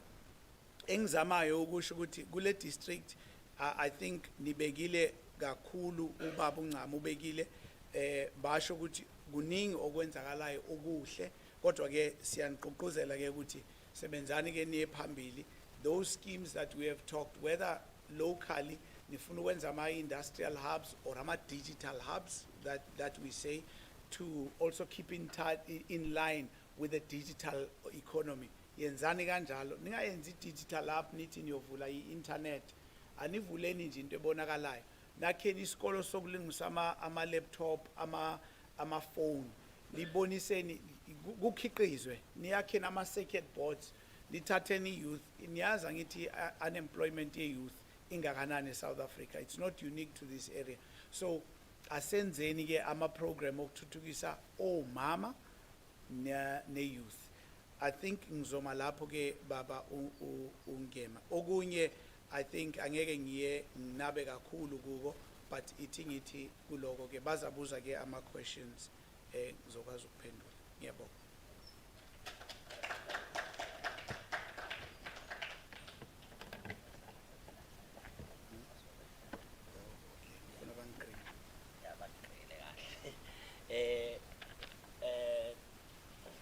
Ndosi Wazasis Sihle ozo my brother inina kuphela ezohlala udeme ngokadi ikhekhe lakhe lapha ngoba liyabihlika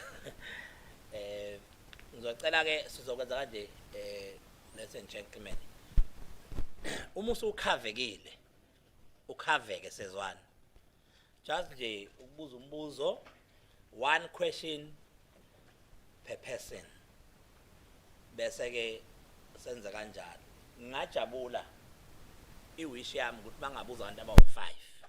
As a result, I will take 5 hands now. Bese afterwards mhlambe mawukuthi ngempela ukhavekanga. Into ezosiza ngicela zehle izandla kancane. Into ezosiza ukuthi ukhaveke ukulalela kahle umuntu omnye mayebuza umbuzo ngoba omunye angabuza umbuzo osondelene nje nowakho ukuthi wena ufuna ukuyibuzela mashumi. So ke ngiyacela ukuthi this is the panel.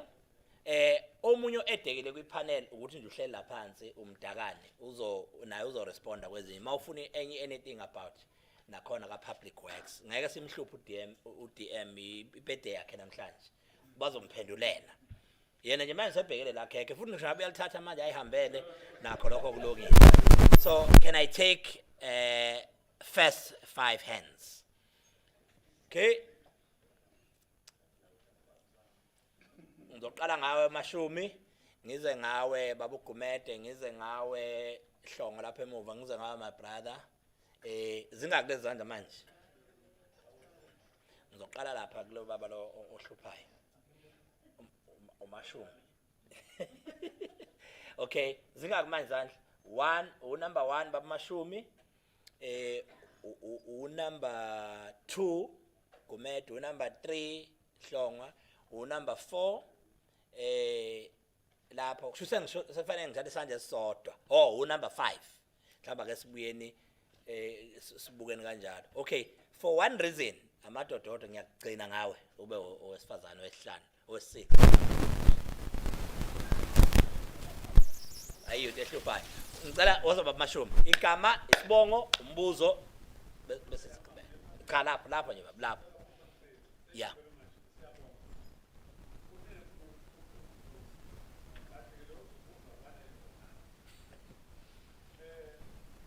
Igama lakho baba kuqala. Mashumi mkhonto.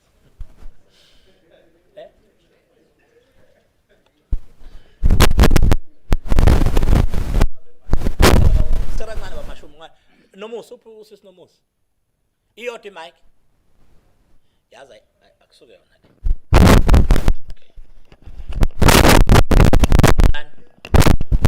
Cela uRobe na mic. Uzoya Mashumi kanjalo uhambe kuye.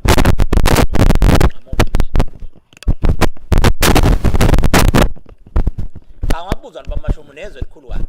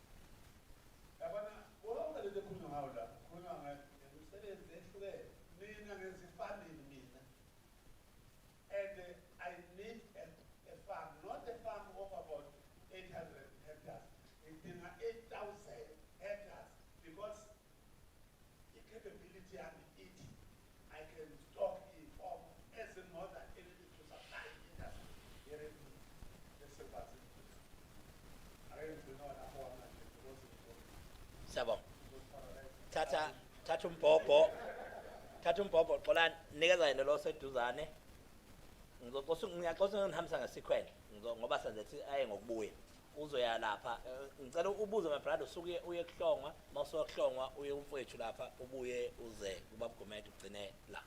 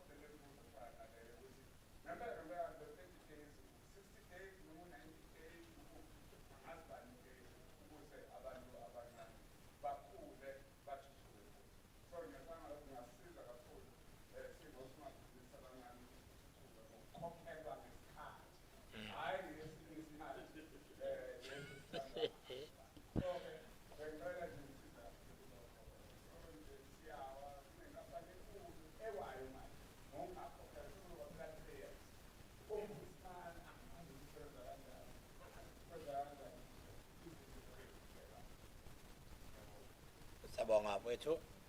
Ngalandelayo uye kuhlonga nangemva kwakho ummeli. Futhi asibingelele azonke sibingelele futhi nakumahlonga ebebheya isigabisi khula bakithi Igama nesibongo. oh usizwa kwahlonga kumele khona kubabuhlungu-ke lokho ukuthi uhulumeni ubukeka ngathi unazo izinto ayifisayo ngoba sabathathisa ababeke emandleni ukuthi at least sibike kuloya lokubona u-N u-Green no-C sizama ukuthi sibine nalo phasi but angazi ukuthi yini evimbayo ukuthi sikwazi uku-achieve lezi zinto but ngibongile ukuthi ubaba uKlasini abebone ekhulume ngama-policies ukuthi asizame nje ukuthi sisukume ukulwa nokuthi ama-policies ma-self-aspect abantu abansundu kungabi nje black kushiwo kukhulunywe ngakho kube ngasizi coming to ekuthenini ama-ideas they are there ama-ideas manufacturing and so on but kuba nale issue yokuthi you go to IDC, I've been for IDC, NEF and so on. You speak to the people, present izinto, again, zobaqala issue threshold. Okwesibili, bakubuza izinto abaziyo ukuthi izobiduralize, uzanani wena, uzanani sandini, unamalini. Now, the question, ngeke ube nawo 5 billion, mina engingaxhasa ngawo ukuthi iqale ibhizinisi. But if I get that 5 billion, then ngiyizekini, I was going to start. But then ukuthi must have imali, awube nezinto ezingama-collateral and so on, yonke lo yinto. These legal things ezibasulayo ukuthi uma ungenayo reflecting noma umuzi wakini olapha elokuzaneni emanjazini noma ungaba muhle kanjani but umoya u-athethwe ngelinye ilanga ukuthi musuphile usikhokhe isikweleni udayise ukhokhe lokuzaneni. Those are the things ezisilimazayo ukuthi asiyayicelela ukuthi bakithi akungathiwa uzanani wena niza nami nengqondo yami anginawo. So njengoba nithi nifuna ukusisiza sisizeni ngey'ngqondo zethu nibuke i-vision njengoba ekashilo ulokuzane ukuthi isifundo sathi kwenziwa khona ne-intelligent business intelligent and so on nisitelelele ngey'nto ey'njalo but okokugcina kakhulu-ke bafundi into yokuthi sometimes ke kwaba nesikhala esikhulu sokuthi ama-business somehow ama-business ideas abulawa ngesibongo by some people sebewabone it's a good business idea bavalele and so on kanti bayazi ngelina yokuso by somewhere else. So protect kanjani ama-ideas because we do have this area where we can change our economy in our areas in our region but kuba naleyo piyo yokuqala ukuthi anginalutho lizoveleni region kuthiwa awunalutho sicela ukuthi uhambe nelethi. Okwesibili i-business yami also am I ukuthi i-business idea izoba secure ukuthi ungabe ngivalelwe yona bese uyayibona ukuthi uqhubeke kwenye-profit isisetshenziswa ngemuva. Siyabonga kakhulu manje ngokumkhulu. Ngicela uze la ngakuthi Caves TKVs lo omncane ngomzimba yana lapha nje. Cela unike nango ubhuti lo ya. Ngicela phaka my brother if possible ngoba bayashutha laba bese cha ukhipha imask ngoba bafuna ukuthi be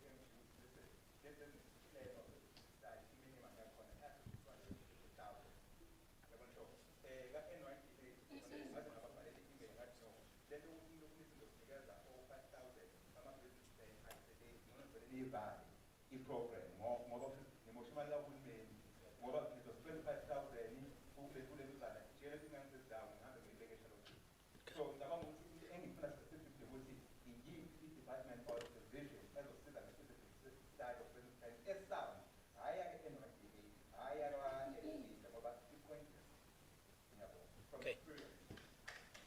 Okay. Ngicela woza xolani woza kunang baba ugumede lapha ehlele eduze kwenduna. Bhuti konje ithe ikambani? Siyabonga.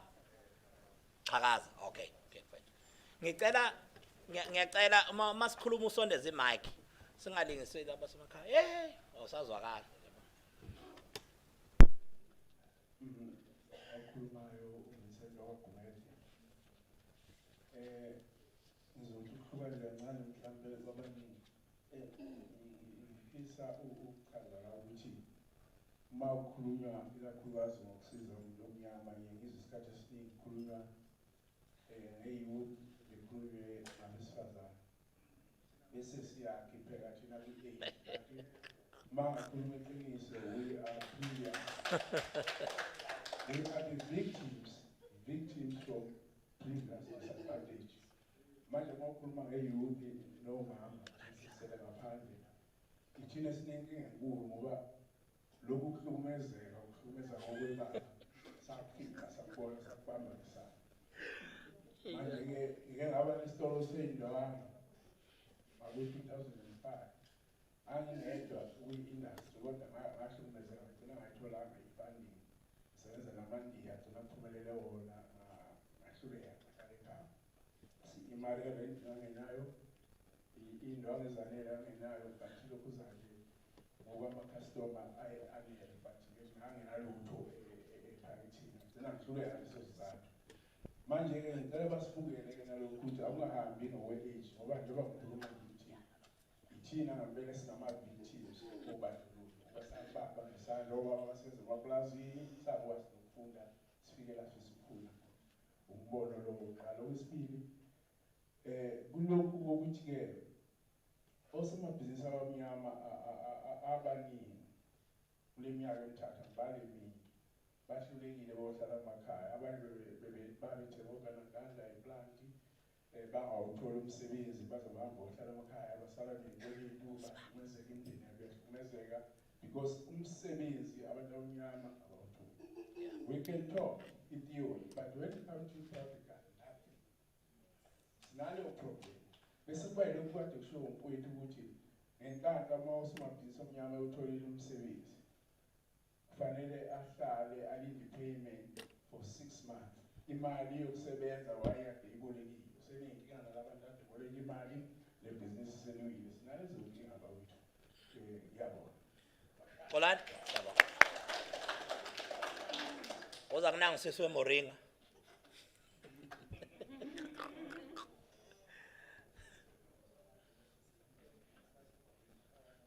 Sanibonani, igama lami nguKhayiselo kaDumawude. Njengokuhlale sishilo, I'm a 100% woman-owned business. I do i-moringa, i-agribusiness, and agro-processing.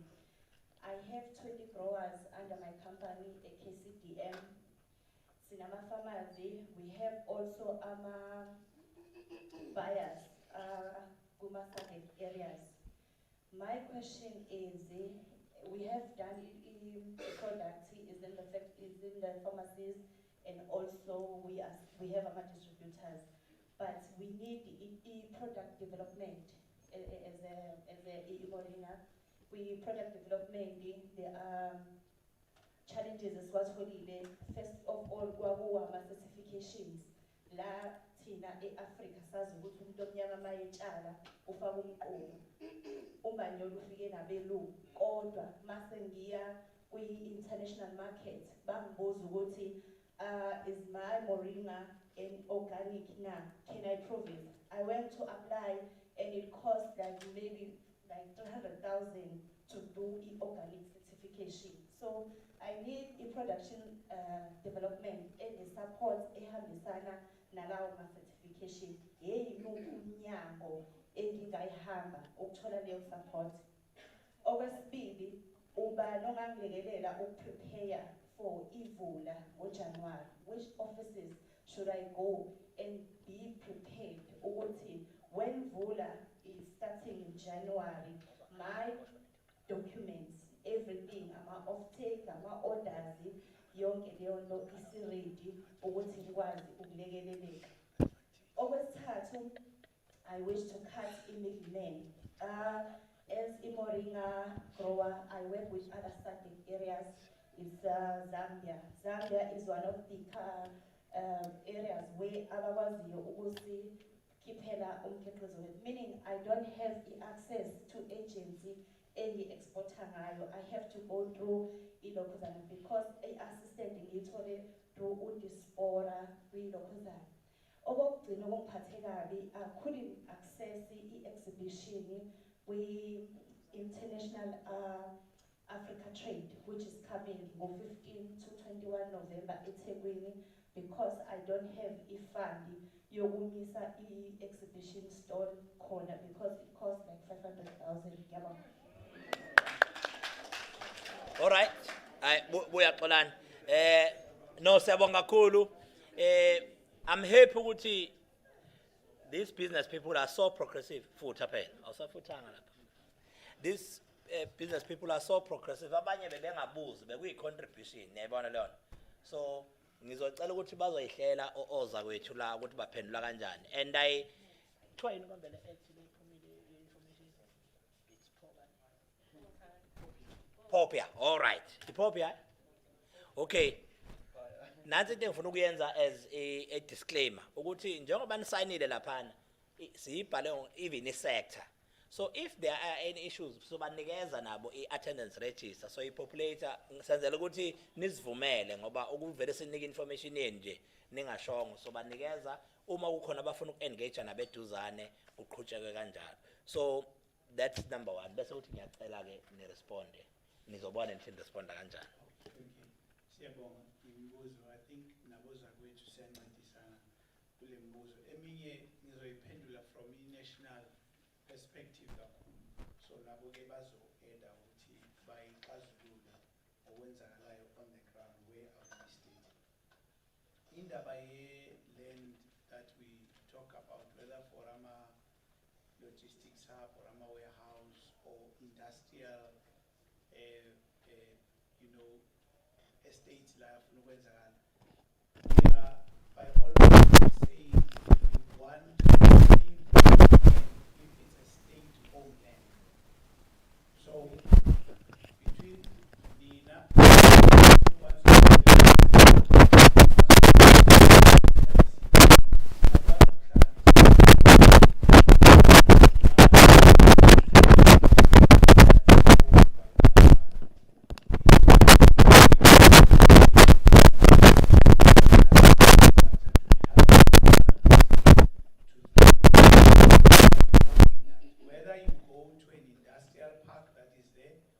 whether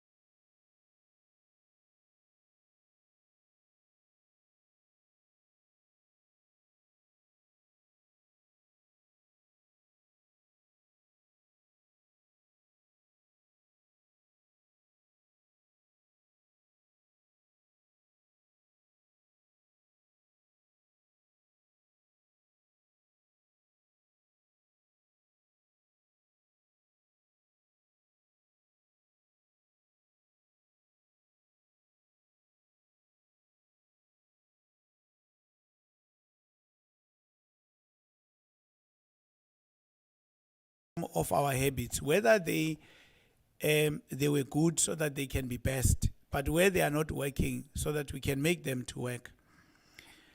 Mina ngizo-urge abantu be-chamber ngoba ni umbutho ohlangene and kunama members, why don't you create a portal enizoyi-monitora nina every month nibheke ukuthi kula abanikezwe bona whether ama-tender or yini abakhokhelwa ama-different departments, nina ibe yini eniyipublishayo every month, because that is part of your own review mechanism, but also you're putting pressure on government itself to deliver on the mandate, so that everybody must see it. Whether you take it, ningakhuluma manga, because now mawukhuluma manga uthi uya unga owi, okwakho logo, you're putting your name into disrepute. But where we are all able to see ukuthi department or agency bana kapatalanga X, Y, and Z, and what are the reasons, so that we are all becoming, angithi one of the issues zethu njengohulumeni masithi bathu phili kune principle ye transparency, angithi siyazwana leyo i-principle ye transparency masiyisebenze, sithe both ways. It's a social contract that we have with you as a public. Ngiyavumelana ke nobabu uSfiso uhlongwa la akhuluma khona nge criteria okufanele i-change ne mindset. Engizocela ukuthi probably we need to take this to practicality. Can we have ama examples, sometimes maybe through a workshop or even one-on-one, sinikeze, I mean, we've got ama successes somewhere, kodwa somewhere kuyafail, and I'm emphasizing the issue ukuthi akuna active participation in changing how government is doing its work. I mean, abantu, they just receive, whether city you get 500,000 and see ngikumbula ODM base DTI bakdala before UDM ukhona uMamthabete, may his soul rest in peace, wasithatha wasifake officeini wathi si reduce I criteria yama cooperatives ayu 10 page siyenze not less than 3 page. Nangithi niyezo sayikhahlela yonke u7 page samsusa sayireduce wasinikeza instruction, it had to be 3 page. That's when then you started seeing ama criteria changing. So that was based on what the cooperatives, the public told us. So there is a way where even a black industrialist program, if it doesn't work for you, can we know it? Because thina ngokomthetho, we simply apply that which is written. It's like a law, it's a contract, it's guidelines. And angikwazi ukuthi mayithi faneke ube i-threshold yakhona ingaka. Mina njenge-official bese ngiyayichange. I simply respond. But if nina njengabantu abathintekayo nizame ukufaka ama-input in writing, u-DM or minister bakhona, those departments that are affected, we want to say again, let's make that our practice. Ubhuti lo ubabu Siyabonga ukhulumile wathi hayi ipolicy ka government iyafana neya private, kodwa ke kuloko ngizothanda ukudifara ayifani. Njengoba ngishilo, emphasis is what is it that we need to change? Because singasho sikhulume sithi iyafana, it's stringent, but mangikubuza ukuthi what are those areas that you want to see changed? If ni imibutho ye chamber, business chamber, can we start talking about business? Siqale sikhulume ngokuthi sikhiqiza kanjani, sithola kanjani umhlaba, yipi the market that we need, so that sikwazi ukuvulekelwa ama opportunities instead of thina sithi hayi kuyafana nje policy. If you have encountered a problem, I want to believe ukuthi ku chamber there is a clear recordings and follow up on those things. Why nina njenge chamber baMadlovu, don't you take government, individual departments into task in answering to those things? Singathi masifika la sifike si complainer, but masifika la asithi u company uMadlovu Industrial akabhatalwanga u50 million yakhe ubani ngelanga eliso. So that's sokwazi ukuzicacisa lezi zinto ngoba bakhona abasizakele, bakhona bangasizakalanga, mhlambe akhona amaphutha ayenzekele, bara siwalungisa kanjani ke. I think ke oza kwethu bazakhuluma kuloko kunye, kodwa ikhona lento usisi woMuringa ayikhulumile, sengithi nami usisi woMuringa yazi. Ikhona iprogram eDTI abathi agro processing incentives.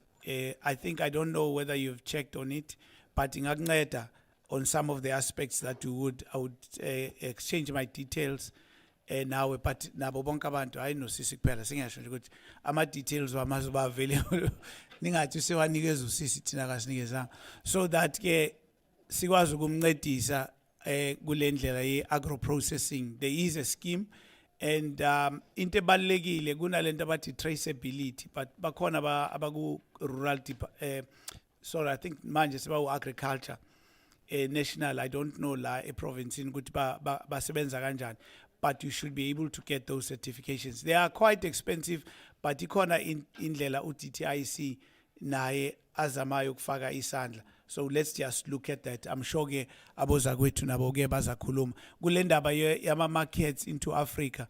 UDM will be very happy to all just assist you. It's her understanding, and she takes a lot of these groupings, small, that are developing into various countries, so that you can have access to different markets. Ninga safari lapha, I like your example because it's practical. You are saying this is where I am, that's what I'm going through. So that signifies nathi clear direction, city iyala, uvulela. Mangatolu any joy, you come back to us, we are able to resolve it. Siyabonga.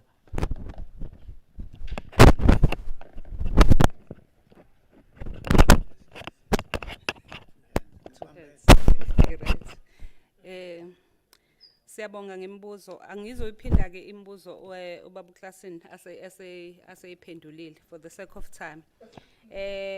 Kodwa ngiyathanda ukugcizelela kukhona into esho ubaba uClassini athi uma ngabe kukhulunywa ngepolicy, uma ngabe sihleli kuma chambers noma ikuphi, siqikelele lokuthi siphushe ukuthi ipolicy ishintshwe, nokuthi siphushe ukuthi sibe nama inputs kuma policies. Ngikusho lokho ngoba ezinye izinto ziyathathwa ipolicy uthola ukuthi siyikhona, kuthina ke esesama officials uma into size yaba kwipolicy iyahlula ukuthi sishintshe ngoba ipolicy, kanti opportunity ila sekuthenina ayivi important lelation ukuthi kwipolicy siyayishintsha yini, sine input kangakanani kwipolicy.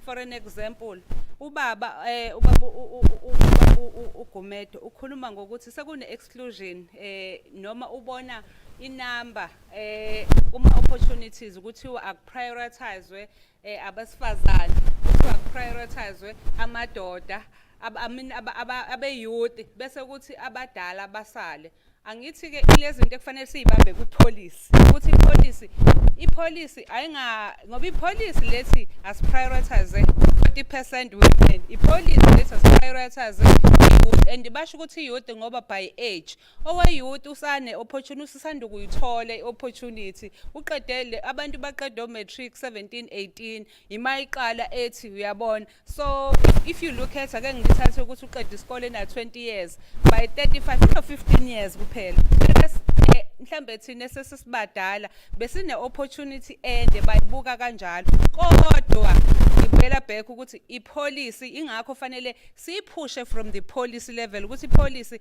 ithini yona uyabona uma singayiphusha lapho kwipolicy ugovernment uzoyibuka ngiyavuma vele ukuthi abantu abadala bashayekile futhi bane experience entweni however ne-youth uma sihlangene senza ama-gathering ne-youth eningi nayo ayivikhale ithi asinike bona amathuba nabesifazane siyesikhali ukuthi asikaze sinikwe amathuba njengoba abantu besilisa benikiwe so kuya ngokuthi uhlangane nayiphi group kodwa okubalekile ukuthi asiphusheni laphaya kwipolicy elesibili le ngifuna ukuphawula ngayo kukhona ubaba uhlongwa la okhulume ngokuthi ama-ideas kuyenzeka ukuthi ama-ideas athatheke ngifuna ukuthi angeke ngikuphike futhi angeke ngikuvume kodwa ubaba uKlasini ukhuluma ngokuthi kwamanye amakhesi engathi singaba specific sizokwazi ukuthi icase le bese iyalandelakela ngoba yabona njengoba sisebenzela uhulumeni khona into engiyifundayo ukuthi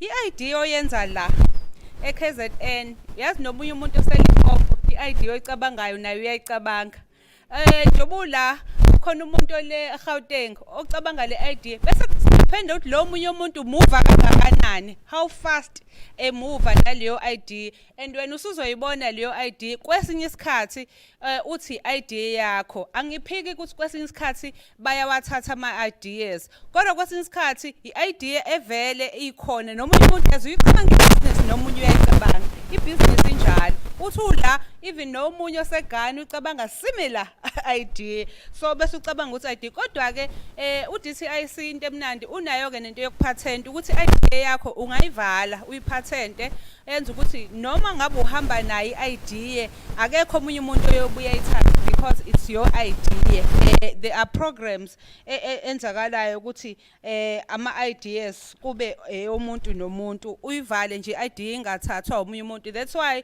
sina that guy waka Vodacom owakwazi ukuthi azi idea yakhe athi ngiyayilwela because idea yami le eqalwe yimina but abelungu basibitha ngokuthi ke bona bayakwazi ukuprotect uprotect idea okugcina from my part ele yokuthi operation vula uma ngabe usuvula uyo-applyela kanjani operation vula in this ngoba asisho ukuthi umuntu akaye ehead office eMaritzburg ayo-apply sithi apply kuyona le district so this sisebenza sonke you can go to SIDA offices uyofuna uma usuphumile you can go to our offices ikhona office la elikhona lethu ngingashare even ne number yabantu abawu2 abakhona kule office aba ungakwazi ukuthi olodamani ubuza kubona ukuthi kuhamba kanjani inamba yokuqala uKhaye Ndovela inamba yakhe ithi 063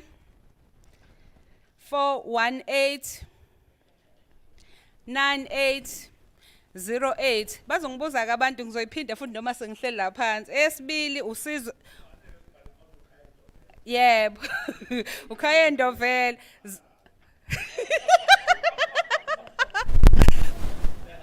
uKhaye Ndovela ngithe uKhaye Ndovela 063 418 9808 owesibili usizo uEthia ulaba la abantu bala eRichards Bay laba owesibili usizwe Dladla u082 868 39 40 abantu ababase kule district okwaziyo uku-applyela ukuthi bakusize 082 868 3940 abakule district usizwe dladla izomtshela useceleni kwakhe izovulwa ke ngoJanuary ngiyabonga.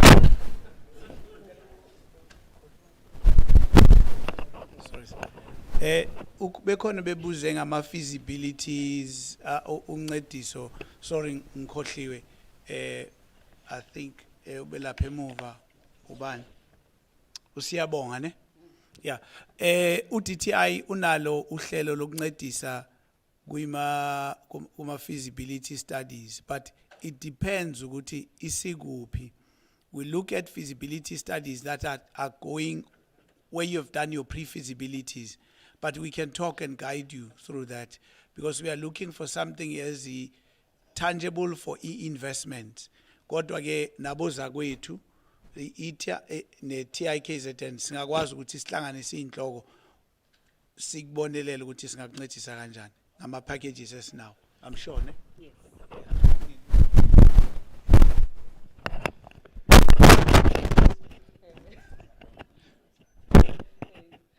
Asibonge yezwakala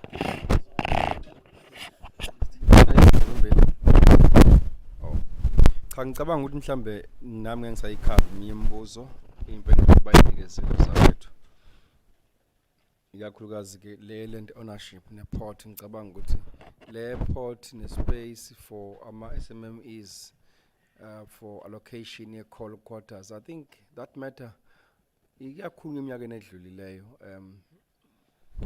babamashumi angisakhumbuli nokuthi iyagcina ithini conclusion yakhona kodwa i-discussion impilo kuyikhona leyo yokuthi port kufanele allocate ama space for SMMEs. Akuzwakali sengikhuluma kangaka baba awumeke ngiqale phansi bengithi i-discussion ye-allocation ye-space for SMMEs for i-coal airport ikakhulu eminyakeni edlulile mhlambe emibili emithathu noma ngasazi ukuthi kwagcina kuvunywa ukuthiweni kodwa i-discussion ebiloko ikhona mhlambe umuntu ayelandele nobaba uJobe uThami ukuthi leso space sagcina siprovide yini ngoba ngiyayikhumbula lo discussion biloko ikhona nje airport ukuthi ama SMMEs ayadinga ukuthi anikezwe ispace for i-export of coal. Cha leyo kukhokha ku 30 days kuwumthetho lokho ngicabanga ukukhavile baba uklasini ukuthi umphakathi osomabhizinisi abancane bakusukumele nje lokho baqonde ngqo umnyangweni noma umasipala noma ubani kusemthethweni ukuthi kufanele kukhokhwe within 30 days so abaqonde nje ngqo bathi sicela nikhokhe within 30 days and nifake imedia nifake kuphi ngoba lokho sineze ipressure ama officials ukuthi sisebenze towards supporting it. Lena ke yama requirements for refunding mhlambe ubaba uhlongo obekhuluma ngaleyo ukuthi kwensikhathi mhlambe abanayo into ethi kufunwe into abantu abangenayo kwesinye isikhathi usuke i-balancing act babusifiso mhlambe uzoyi understand now njengoba ummeli kungebona bonke abantu kodwa hey abantu abamnyama nathi sibe sihluphe ziningi izibonelo esinganikeza zona la khona abantu benikezelwa imali ukuthi benze X vele benze Y kusilimaza kakhulu lokho kodwa ke kungajustify lokho ukuthi izimfuno zibe ngendlela ukuthi ningaphumeli kwenza ama applications kodwa nje khona lento ethi ke ugcina umnyango usuthi akakhombise nayo commitment kule project yakhe ukuthi kuba khona akufakayo ngoba kungenjalo le mali ka X iyakuwaya eqinisweni yabo nje na ukwakhuluma uThami ngendaba ye grant funding esibhekise kama SMMEs aluthelwa and the specific application ukuthi sifuna abantu abaluthelwa between umhla ka10 kuya kumhla ka16 or umhla ka9 kuya kumhla ka16 ebesithi sinikeze izithombe ebesithi akube ukuthi unayo affidavit ithi u0 to 50,000 rand ifuna ama requirements akhona into ongayenza manje uqede manje usinikeze ngoba u0 to 50,000 si ulake giveaway ayifune business plan ayifune lutho even i bank account ithi letha business noma eyakho ke ukuze phela sibone ukuthi cha ubusebenza phela kodwa ungamangala ama practices othola manje esinawo ngendlela ukuthi sithole iyavala mhlanje mhla 25 kodwa manje kuseni bengidila ne case 80 sefuna si extend le closing date ngenxa yama challenges ama applications wathola abantu akazabe na business ke akazaluthelwe kodwa nje manje na ufuna ukuthi athole lo 50,000 so siba iba khona ke into ethi ke manje makuthiwa ibusiness ifuneka libe kade li-operation for the past 6 months abantu bathi why 6 months mawuthi uyambuza okay asikhulume ngelakhi business belikhona nemhla ka10 kuya ku16 athi hayi yabona phela angashiya uthiwa 6 months ibusiness nami bengisaliqala okay belenzani alikho eqinisweni la khona nje noma mali khona ufuna ukuthi ulakhe ngoJuly laseliluthwa ngomhla ka10 manje izikhona ke lezinto ezithi ke uhulumeni bese ebeka ukuthi ke akade alibe khona ku6 months azibe khona izithombe ezashuthwayo phela naku la bengisebenza khona wa report amaphoyiseni sine challenge enkulu ke yaleyo requirement la khona bethi khona abantu vele amaphoyisa siwathembi kakade ngisho ama submissions lawo abawenzile kuma applications bethi nisifuna requirement ethi SAPS number athi ngisho athi umuntu ngisho ngigqekezelwe ekhaya abafiki yini into ezobenza ukuthi ebusinessini babemile bemlaphana bese bengineze iSAPS number angizange ngiregister SAPS anginayo SAPS number kodwa ibusiness lamlafa so ke sesizama manje ukucollecta le information nezikhalo ukubona ukuthi ikhona into ephathekayo kulezi ikhalo noma umsindo nje bese ke sa-extenda ke date so ngizama ukuchaza lapho babuhlungu ukuthi amanye ama requirements asuke evala ama gap athize lo bese kuzothi u300 u50 to 300,000 sithi ngeke uapply u300,000 sikunikeze wona same time u300,000 so kunikeza mhlawumbe u50,000 ebese uhambe uyothenga uthezwa ukuthenga ubuyise iproof yokuthi ukuthengile sikunikeze omunye u50 abakhala abantu bathi cha ngithi le mali u300,000 nginikeza wonke nje obunjalo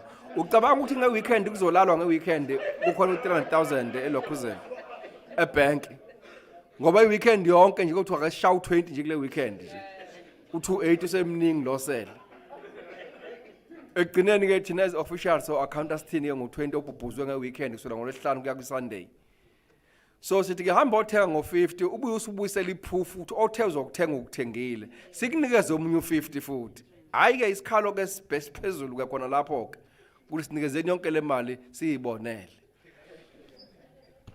so imiqathango ke bese ibanzinya na kwesinye isikhathi ngenxa yezimo njengaleso babuhlungu kodwa ke trade investment kwaZulu Natal sinayo into esiza mhlawumbe sizoyihlanganisa ke naloyambuzo kaBaba uSiyabonga oxhapha obuthi ke umuphi umnyango okwazi ukunikeza imali zama feasibility studies sinayo ischeme esibizwa nge-technical assistance fund asinayo imali enkulu sinemali up to about 500,000 it's a core sharing scheme nakhona futhi now we expect ukuthi ube khona ukufaka okuncane it's about I think it's about 60% mabe umuntu omnyama ebese sorry 40% ma umuntu omnyama bese sifaka thina ke u60% kuleyo mali leyo ama studies ke siwenzayo yiwo ama technical feasibility business plan financial market environmental impact assessment wonke nje ama pre-development studies akusiza kutheni i-study i-business lakho noma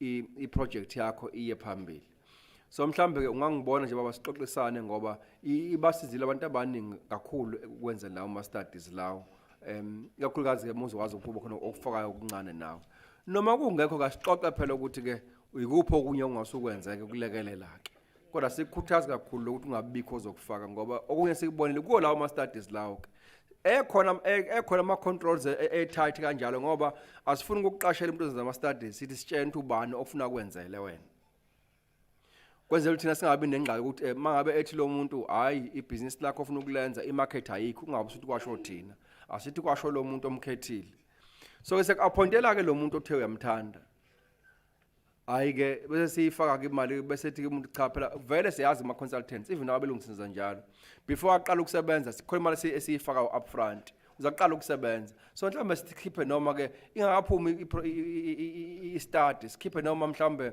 u30-40% uthi ibuqala kwenza i-research nama studies phela 3 months study finance phela after 5 months ngo4 months sinikeze phela i-progressive asesixabene ne-supply asezwana sisakhulumisana ngisafundi ngicama into izongihlanganisana la muntu leyana isihambile njalo imali almost 30% of 200 or of 500,000 so sineyinkinga eziningi nje esibhekana nazo singabantu abamnyama ezimweni ezifana ezithinta imali kakhulukazi mhlambe siku-understand ke bona umhlabathi mangabe omile bese uthela amanzi amancane kuwona hawu mangabe nje ungakagcwali ngeke amanzi agijime phezulu lo absorbile nje kuyaphansi ingxaki ezikhona kodwa ke ama feasibility studies siyawenza singakunceda futhi ngawo asibonana nje sixoxe ukuthi ke yipho ufuna ukuyenza kanjani nokuthi ke singalelana kanjani kanjalo ke futhi nale ka sisi udadewethu lo ukhanyisile cabanga ukuthi le yama certifications nayo futhi siyayenza ama market assessments or market access siyayenza so mhlambe ungiboneke ukuze sibone ukuthi singakulekelela yini ngefunding futhi lapho ukuthi uthole i-product development even i-packaging i-product ngoba i-product mawuyidayisa e-America nase-China i-packaging yakhona ayifani ama-China akholelwa imbala emibili u-red no-gold mhlambe no-white kancane i-product yakho once yangaba nama-colors la bakholwa kuwona bona for some reason ngeke bayithenge lo product so i-packaging ibalulekile ke uma ngabe usuya kuma-other markets so singakusiza ke ngalokho nale space kwi-Inter-Africa Trade Fair ngicela ungibone ngalapho futhi ngoba ngizwile ukukhala kakhulu ngendaba ye-space sinawo ama-exhibitions nama-companies esifisa ukuwafaka lapho ngoba si-involved kakhulu kule nto le i-Africa kwi-trade fair lezo kwenzeka manje so sizozama ukuthi kuthola ispace ke ungene nawe umarket lapho siyaba kule feasibility even if bangaya ku educate what technical whatever yeah I'm actually collaborating yeah I think let's kuma feasibility studies and whether pre-feasibilities if ungaya in Durban Westville University of Technology at that relevant department try and collaborate create a collaboration because they usually have research and data and information which they should help you at least do that that legwork so that when you go with DTIC they are able to walk that mile you have done the work with the university and usually it's for free and then when you come up to 500,000 they give you based on that which is the value of your study when you want to go now and actually implement you can come to the DTIC because your business now is growing so and if uzothatha more than 6 months more than a year to just churn out feasibility into bankability by already Konomuntu le Ghana who will be running with that project. So you will be left behind. So let's try to act quickly and fast with our ideas. If we're saying radical, Babu Madlogov, Magube radical and aggressive and fast. Siabong. Thank you. Thank you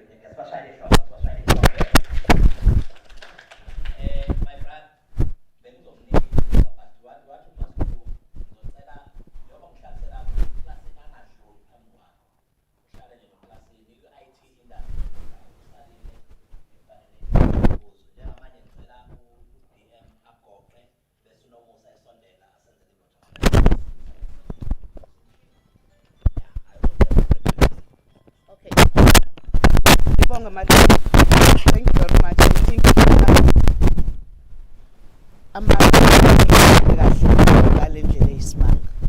kodwa ngicela uku-eda nje ngifuna uqala kule feasibility study uyibuzile uSiyabonga wazi wakhuluma wa-emphasize sound feasibility study Siyabonga I just want to share again ukuthi mhlambe ezinye zezinto zize zivaleke ngani I will make an example ngama feasibility studies that we're having kuma SEZ sawavala as a department.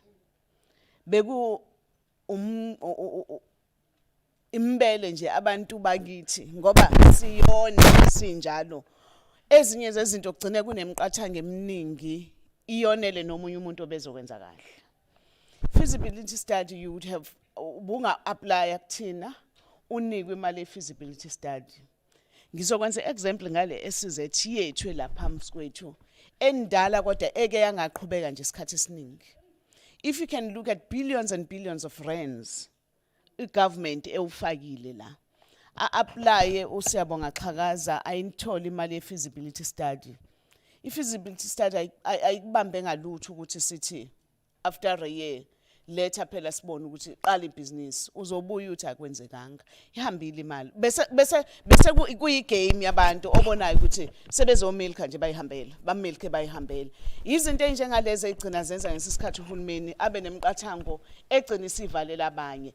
We fully understand what you are saying. They still assistance even ukuyichanela sigoqe manje uthi cha you'll do with 1 2 you'll work with 1 2 and 3 because the moment siyivula ngempela we end up not having any control and ubona ukuthi we are wasting a lot of money and sigcina singakwazi ngempela ukuyi-accountela nathi as department. So I think there is a lot that can be done. There is a lot of assistance that you can come up, but really eminye yale mqathango ekhona it's because yesimo indlela ekwenzeka ngayo. Same thing ngathi nale yama claims ama protest bese mlazi sasihamba nabo class ngisukuma intombazane nje encanyana ithi nami bengidayisa la izinto zokugcoba ngilahlekelwe bese ngiyambuza umntanami ngoba phela sibhizi kufanele babasize bahlekelwe into engakanani athi 2 million.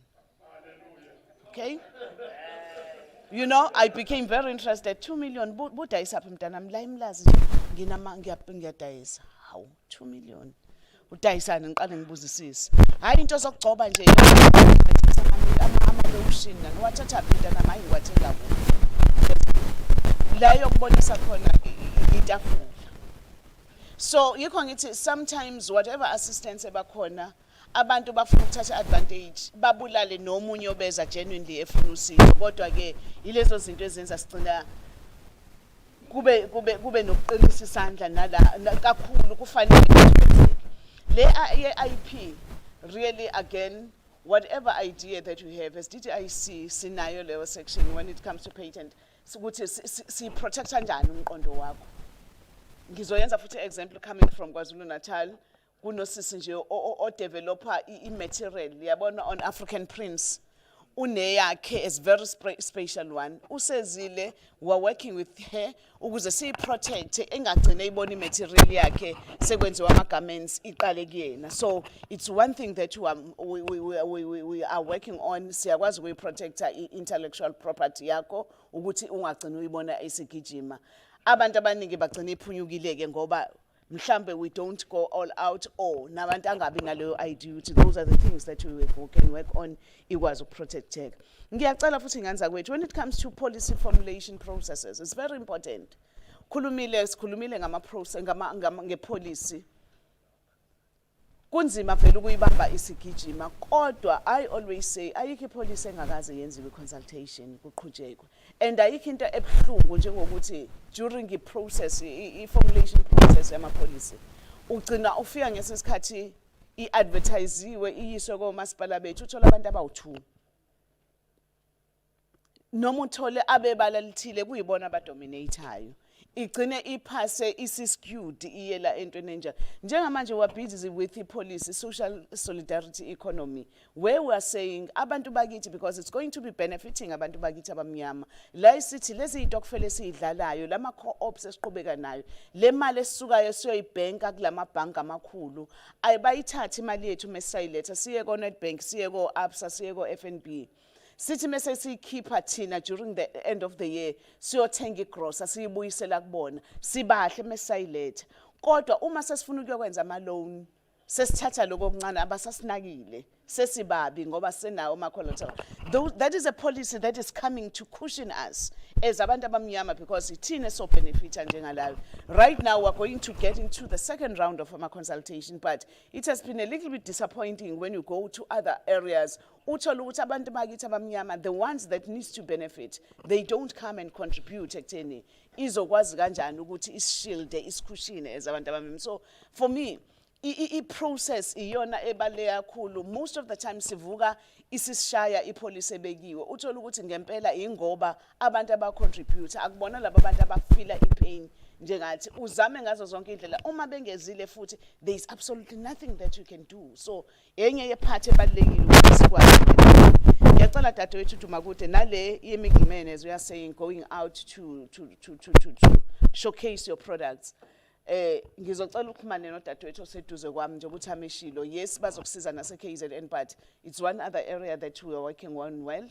Sinabo John, sinabo in every wonke ama countries esinawo, so we've got our own economic attachés as ama departments la ekhona, so that they even work with you ekutheni how to break that middleman, sixhumana kanjani directly nama countries esinakuona. So lawo ma details and the information oyifunayo and that assistance, we are going to be asked to assist you on that. Babu Mashum, uthinte iphathi engiyithandayo futhi ye beef. Right now we are busy, we are working with the farmers as a KZN. Last month besixhumene nama farmers in the in Midlands as a KZN, where they are led by Just Beef and so forth, because we are working with those abasebenza ngebeef na goat. Yes, there is markets locally within the country, but we also have other opportunities. Right now in Middle East, ifuni inkomo. Dubai bafuna inkomo, we're opening up a very good market. So now ngizocela sixhumane nawe sibone ukuthi inkomo nje ukuthi udila neinkomo nje uneinkomo engaki singena kanjani ukuthi package nawe ube part ye export programs that are going out, because enye into ebalekile even when we need to export your product, one thing bafuni sustainability, a good quality and so forth. So those are the things that we need to look at, as to say uma befuna amatanza ngakamanga ama trucks, how are you contributing and joining other beef farmers that we are having in the province? Kubonakala ukuthi umthamo wethu uyakwazi ukuyimelela leyo nto. So it's one ama discussions esingaba nawo uthi uqhubeka ufuna umhlaba, thina sithi bazokunika umhlaba abakunikayo, but as economic department of economy, how are we taking your products then sibone ukuthi you qualify and you. But otherwise, from my side, really, I think the discussions we had are very good. And as I'm saying, it's the journey that we have started together. We are going to be seeing a lot of companies and a lot of business people that will be coming from this area and say, how do we walk the walk together in making sure that we succeed and we progress with our wishes, and we rebuild the economy for our country. Thank you very much, Program Director.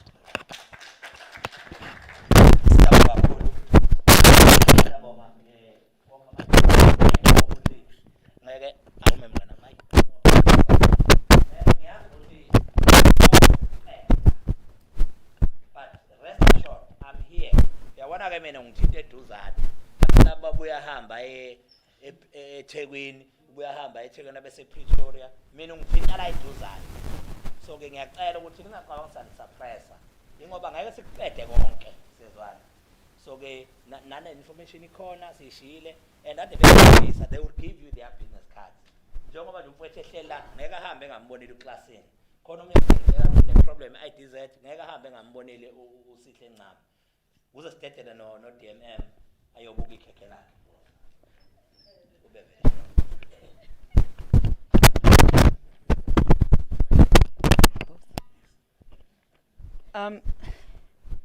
Program Director,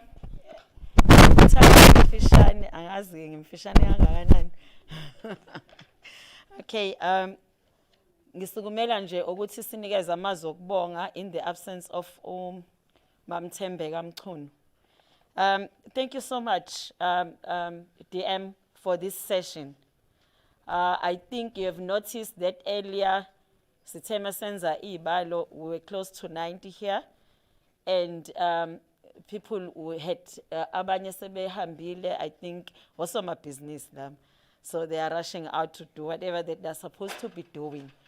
But I would just like to start by saying thank you to our municipal manager, Mr. Mapoloba, for welcoming us here and for making us to feel at home. And just for him to cite the progress that is being made by Umhlathuze municipality. I think it's our biggest municipality within the district. We really want to see it progressing. And we've listened, and I said to myself at that time, I think, Comrade Nomalungelo, our DM, it's high time we call our municipalities to account. Ni senzelani, nenzani, what is the plan going forward?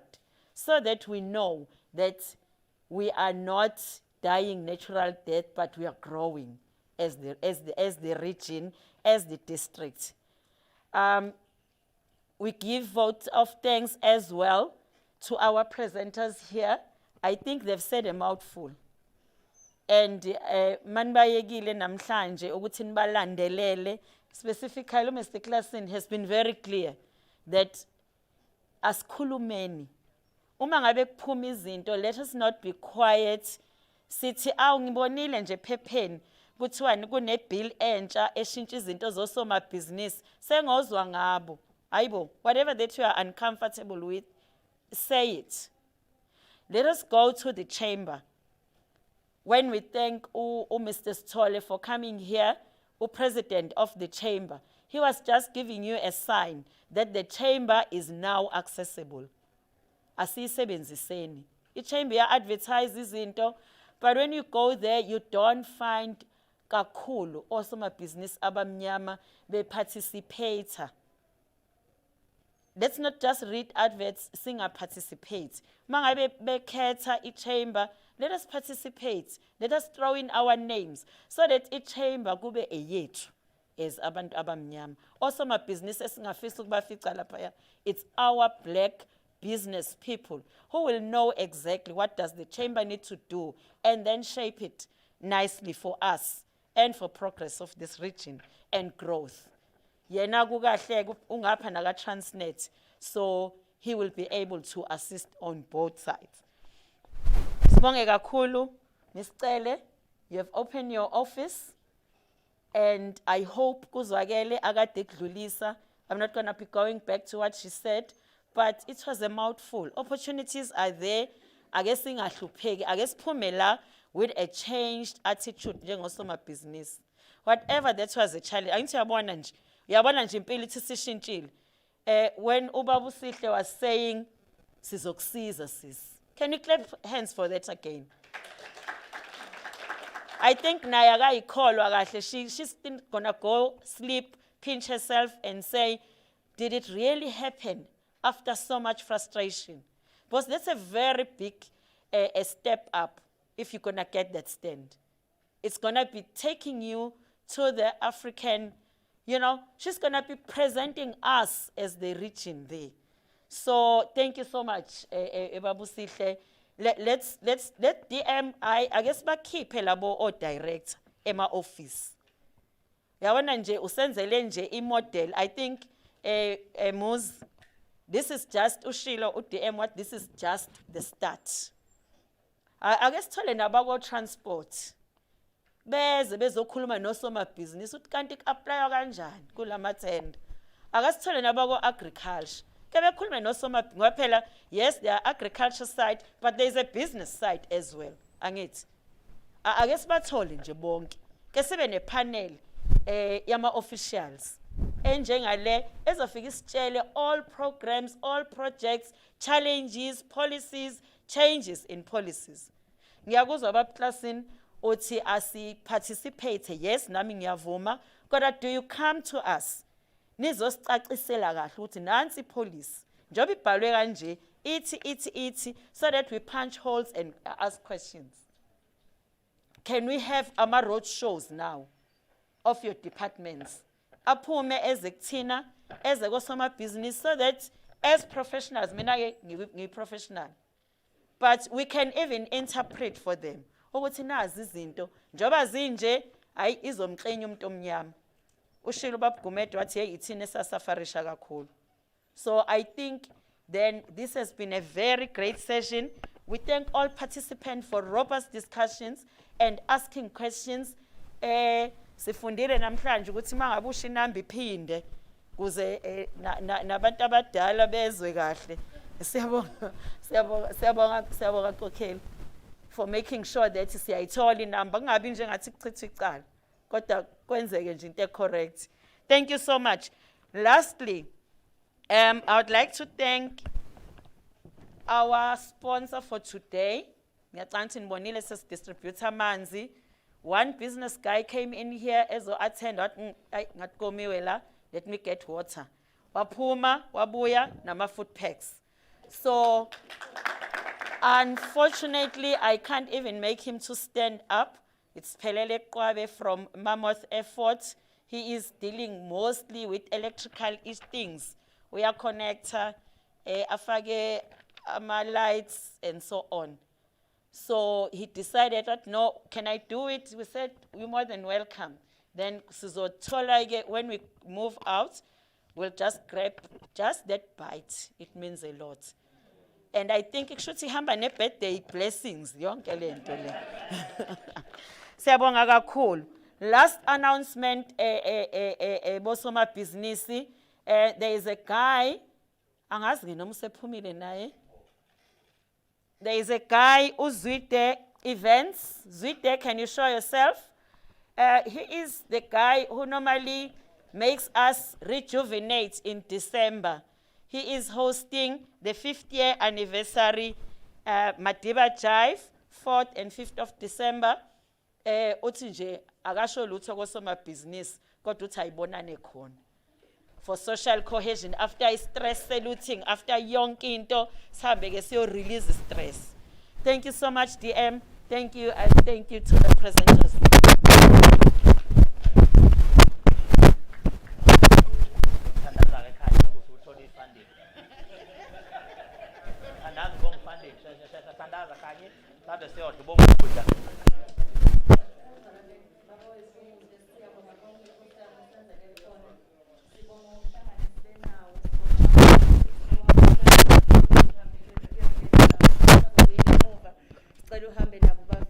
Sibonga nokudla siphe khona ngegama lika Jesu, amen. Sibonga ne funding.